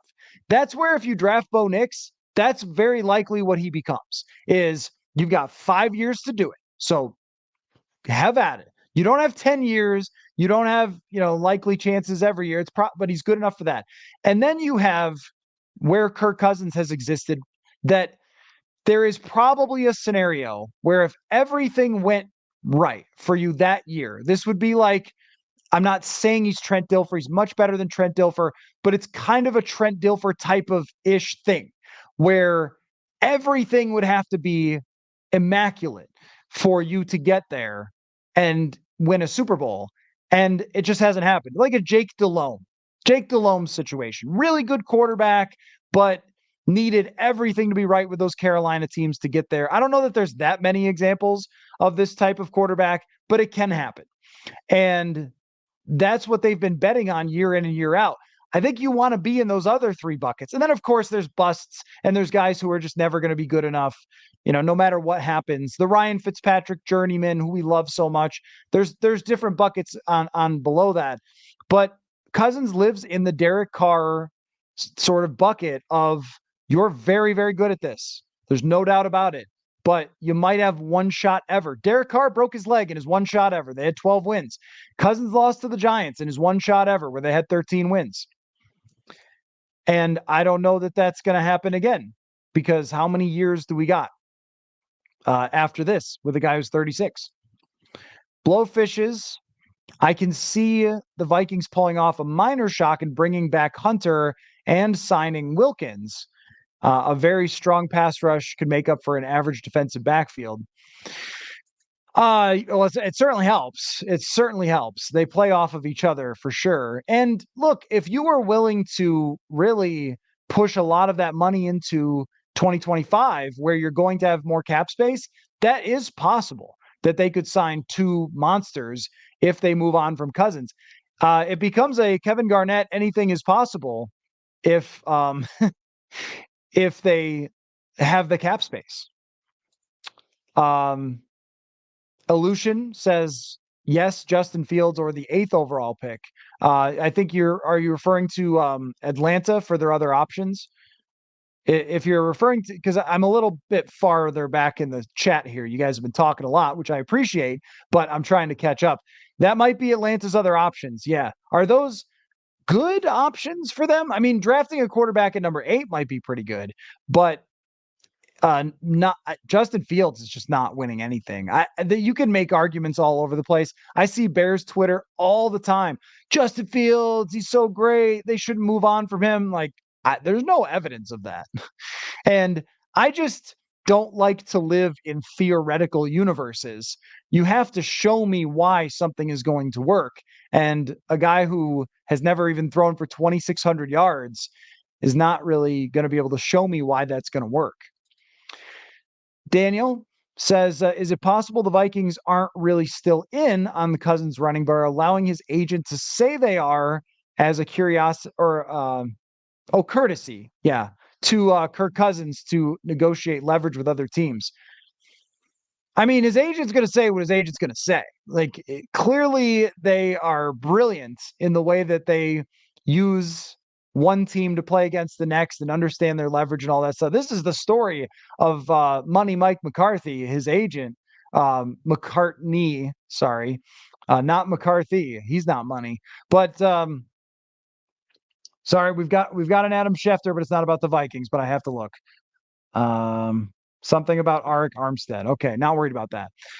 But to your point, that could be the case, but I also don't think that anybody has blown smoke up of our pants. Like, I really think that everyone's kind of laid it out for us. Kirk, Kwesi adofo-mensah, Kevin O'Connell. I think that they have laid it out, that they would take him back at a certain price. That price is probably not that big. And Kevin O'Connell likes him. And for Kirk Cousins, it's about the structure and the years and all that stuff. I mean, like, that's I think that's just what it is. Like, everyone's trying for reports and thinking, is it playing a leverage game and everything else? And it's probably just the exact explanation we think it is. High Times KG, can we stop acting like fourth quarter comeback wins are a good thing? Why were you down in the beginning? Yeah, I mean, it's just been a staple of the Cousins era of playing all these one-score games. And the entire Cousins era has lived and died almost every single year on whether things go right for you, whether things bounce right for you. Last year, it didn't at the beginning of the season. The year before, it did at the beginning of the season, and then didn't at the end of the season. That's not where you want to live as a team. I agree with you. So the 1 year, in my opinion, where they were truly a competitive team was 2019 with Cousins. That is now 5 years ago. So and they don't have any of those players left. They had a great roster then, and they blew teams out. If they played a bad team, they smashed them. Over the last 2 years, if they play a bad team, Carolina's got the football with down one score with a chance to win, and Harrison Smith has to sack Bryce Young. Like, that's the worst team in the league. Digit says this year's quarterback class is better than all the previous Cousins years. This is the year for Kirko to be jettisoned. Well, yeah, 2020 would have been the year. If they had foresight, then they would have done what the Packers did. Really. That's the year, or 2018, but 2020 would have made so much more sense to draft Jordan Love. I mean, they drafted Justin Jefferson. Who could be mad about that? But if they had been looking at that draft class as 5 good quality quarterbacks, and maybe 2021 was considered a great class, they attempted to trade up for Justin Fields sort of meekly. But in 2020, they did not have to extend Cousins, and they did. And that was, I remember it happened very fast, like very quickly, early in free agency, and just, like, why did they do this when they haven't really gone anywhere? But I think winning that playoff game had incredible implications for them for long term, including extending Zimmer and including extending Cousins. If they lose that playoff game to the Saints, then I don't know that either gets an extension, and they might draft a quarterback in that next draft. And Jordan Love might be your quarterback, or Jalen Hurts. Crazy world. It's what makes football so much fun. Aleutian says, I understand the argument of Atlanta going stable quarterback and acquiring Kirk, then using their draft picks to augment the offense. Also, I mean, their defense is pretty good too, but they could use a few more guys there. It's just, if I were them, I'd want a long-term quarterback in this draft. Well, that's where the desperation comes in. That's where they haven't made the playoffs since 2017 comes in. That's where they've missed on drafting a quarterback, Desmond Ridder, and trying to make that work. And they missed on trying to do the journeyman Marcus Mariota thing, that they want the guarantee on the box, as was in Tommy Boy. That's Atlanta's best argument, is wanting the guarantee on the box. And then they could spend the 8th overall pick on Dallas Turner. I mean, you would actually kind of love where Atlanta was, considering, Baker's back in Tampa Bay. That doesn't terrify you. Carolina's not that good. Purple Pain says, fun fact, 22 quarterbacks have more playoff wins than Kirko since he became the starter in 2015, including Baker Mayfield. I know.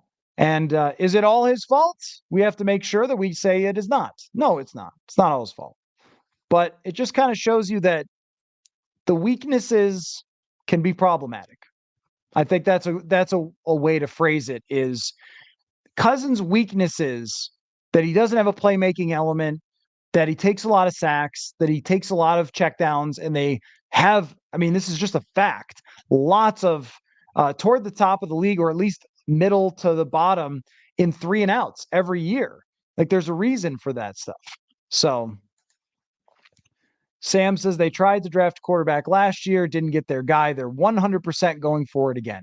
Nothing 100% in this world, Sam, but it does make a lot of sense that if they would be investigating every quarterback option under the sun last year, and then this year, we're already hearing this stuff, that they would make the move. But I don't know. Lauren, my friend Lauren, what's up, Lauren? Good to see you. The longer this goes on, the more it looks like Cousins is coming back. Lauren's getting nervous. Well, so Lauren, let me help you a little bit. It really can't go anywhere until the free agency period starts. It can't drag out farther unless he were to announce that he was coming back. So the free agency legal tampering period starts Monday at 11 o'clock. And that's when we can find out. So we're really just kind of talking about our feelings at this point and waiting. And all the insiders are texting everybody they know, but they obviously aren't getting an answer because the answer is not going to be rock solid and locked in until tomorrow at the very earliest. It could be Wednesday. Wednesday is our dead set.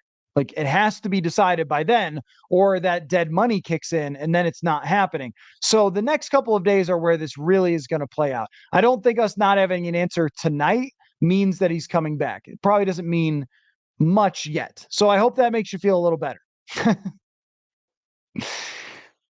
Jordan says, don't understand how yet another coach in front office can get bamboozled by Kirk. I mean, come on.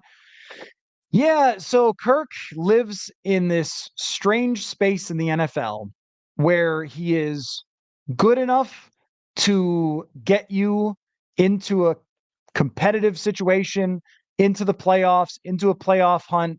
He puts up great stats. He understands football super well.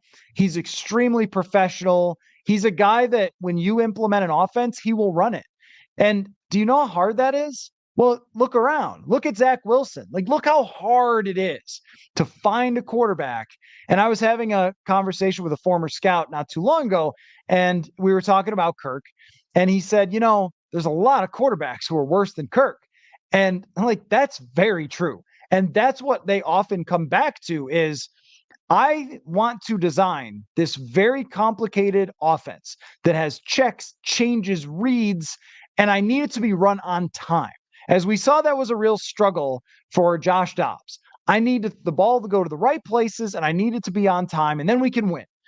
And we saw that with Jimmy Garoppolo and the 49ers, although he had a little more baller to him, I think, than Kirk, but still same sort of concept. It's a little bit of Jared Goff as well. I mean, he's got a stronger arm, but same sort of deal. I'll plug in the offense. He'll just do what I ask him to do.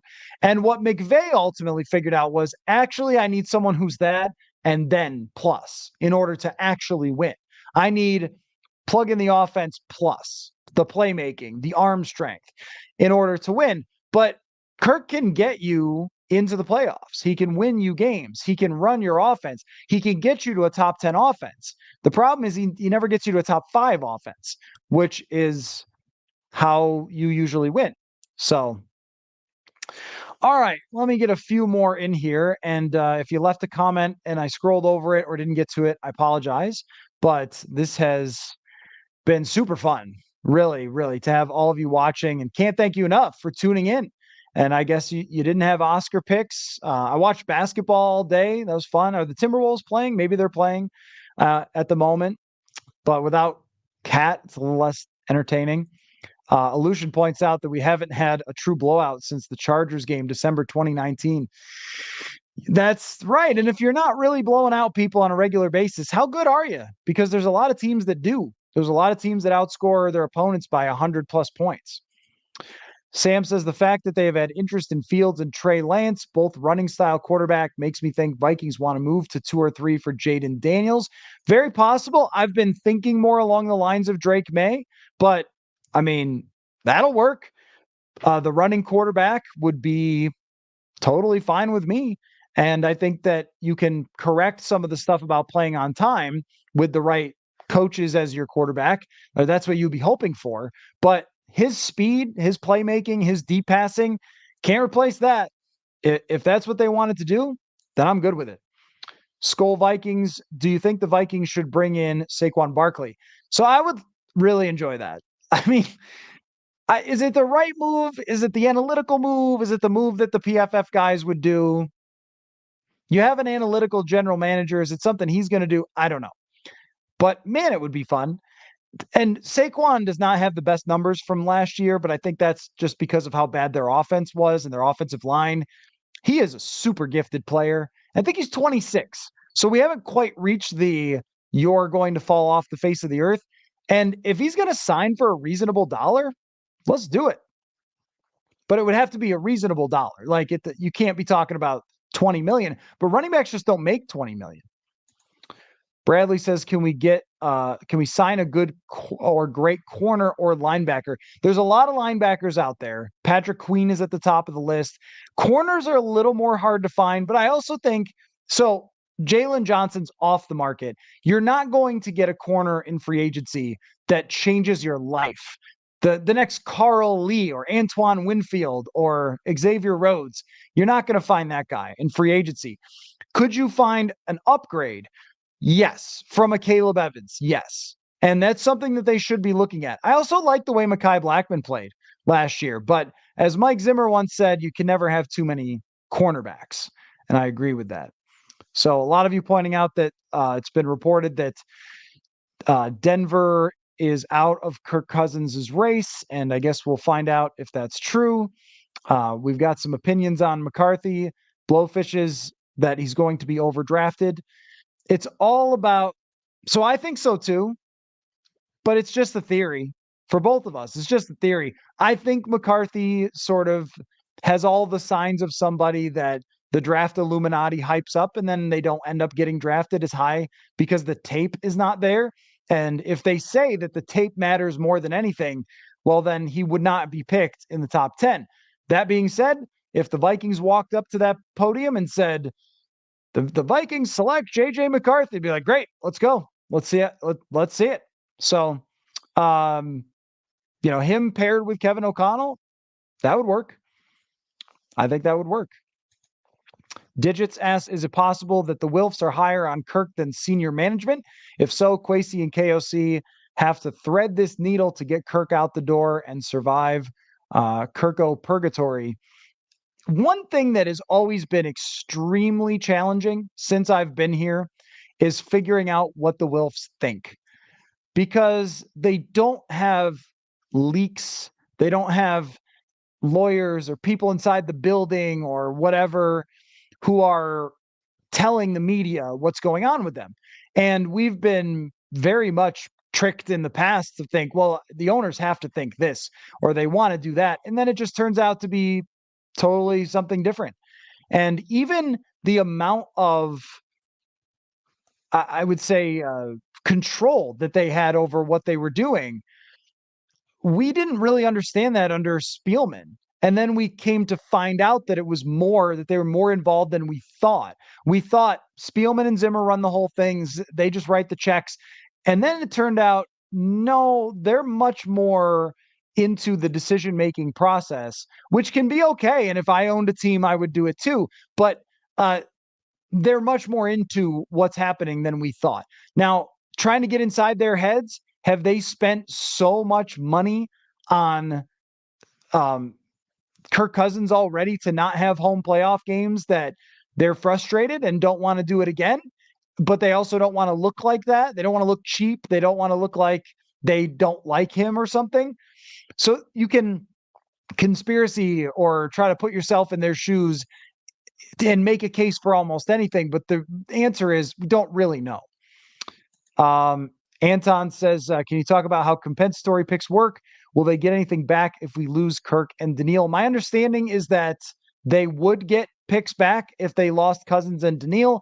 The highest you can get is a third-round pick, and you do not get them this year, you get them next year.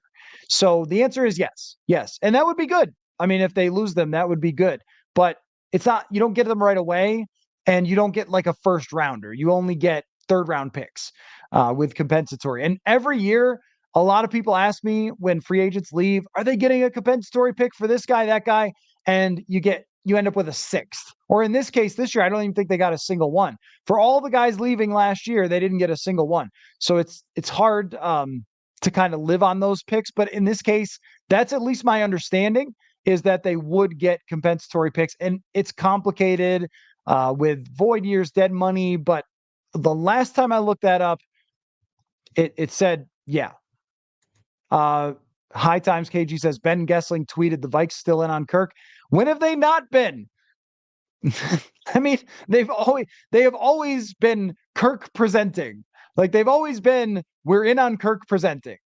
And it doesn't change anything that they have been in on Cousins. And so all the reports today is, just like, yeah, we pretty much know all that. Again, not obviously, again, not a criticism. It's just we need the thing to happen. We need the thing to happen. Ryan says Penix is the best thrower in the draft from the pocket in structure. Kirk operated well as a pocket quarterback at KOC's offense. Penix could do the same. Change my mind. I'm not going to try to change your mind, because I agree. I love the idea of Penix in this offense. I know he's not a playmaker as much as some other quarterbacks, but he's got more arm strength to push the ball down the field. I think he likes to take more risks down the field. And if you're telling me that you could get a similar type of quarterback for $40 million less or $30 million less, that actually sounds good. Apparently, Ben reported the Vikings don't mind Kirk gauging other offers, which will put their own offer into proper context. Okay. So negotiation is still ongoing, and we're here talking about our feelings. That's what we're doing here. But I mean, I believe him that that's where they've stood all along. They were going to put an offer in. Other people are going to put an offer in. This is going to happen tomorrow, and we'll see where it all kind of comes out. I'm still leaning towards somebody beating their offer and putting down more money than the Vikings are willing to put down, and showing him more love than than the Vikings are willing to show him. That's how it worked out last year. I don't know why it would be different this year, why they would love him more this year than last year, but it could happen. Somehow the chat devolved into something about Cousins' wife. I'm just going to scroll by that. You guys can argue with yourself on that. Skol Viking says, I'm thinking Sam Darnold, and they draft a guy if it works out. I'm very much into the Sam Darnold idea. I didn't even really think of that, but I do like it. He said Skol Vikings adds that Kevin O'Connell saw Darnold in the joint practices. I'm sure chatted with Shanahan. I don't think he was on the 49ers when that happened. Was he? No, I'm trying to think. I don't think he was. I don't think he was on the 49ers yet when they had the joint practices. So that wouldn't have happened.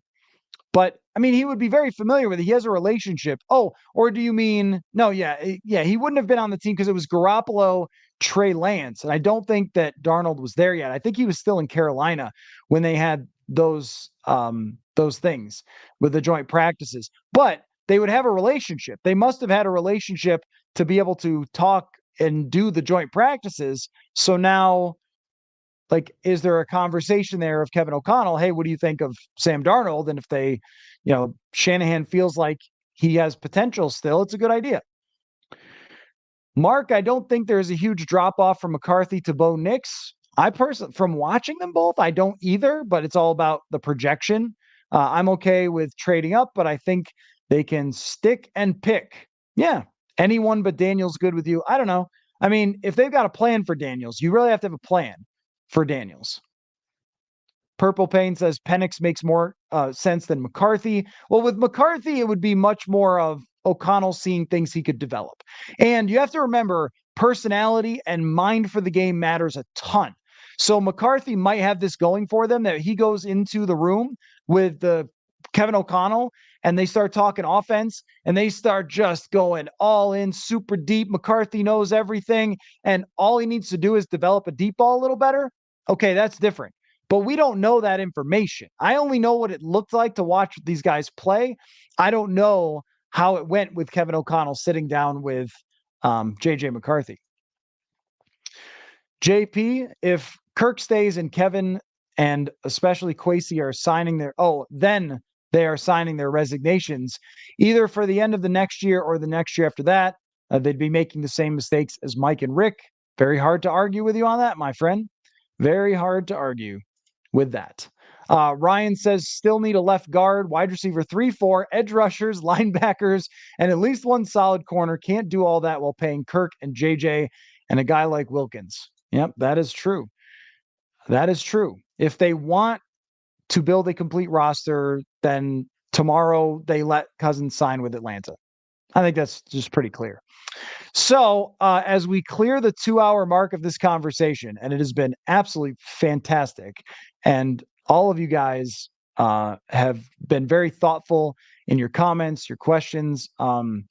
Has Hockenson had surgery yet? Yes, he did. They announced that he had successful surgery. It's still going to take a long comeback and probably won't be back until into the season because of just how it worked out. But yeah, he did have that surgery. Renee says, what about getting a quarterback like Spencer Rattler? Not really into the idea personally, because we always talk ourselves into mid-round quarterbacks. If that's where they pick him, the odds of him working out are just so low. I like the way he throws the football, but the odds are just draft a first rounder. Draft a guy you totally believe in the first round. Make him your guy and let that be it. So anyway, well, I don't want to run out of voice because I have a feeling that I'm going to need it tomorrow. So I might see you guys in 12 hours. I might see you guys in 14 hours. I might see you guys tomorrow evening.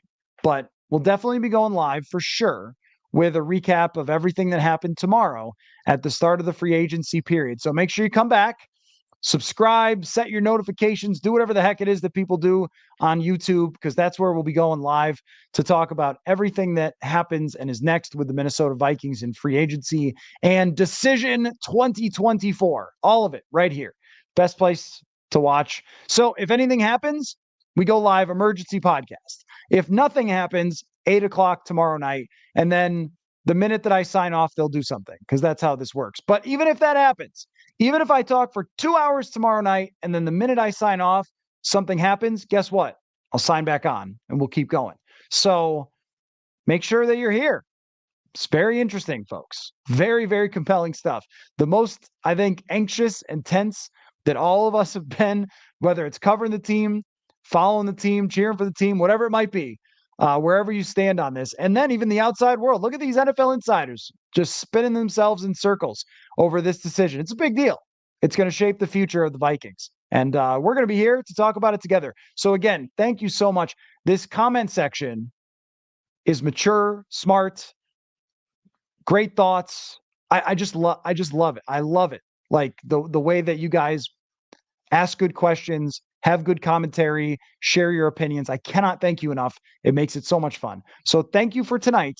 And again, if in 2 hours we get the real news at midnight, guess who's coming back? I'm going to be staying up late, paying attention on this all evening and then all day tomorrow and into free agency. So I will be here for you. Thanks so much, everybody. And we'll catch you next time very soon. Football.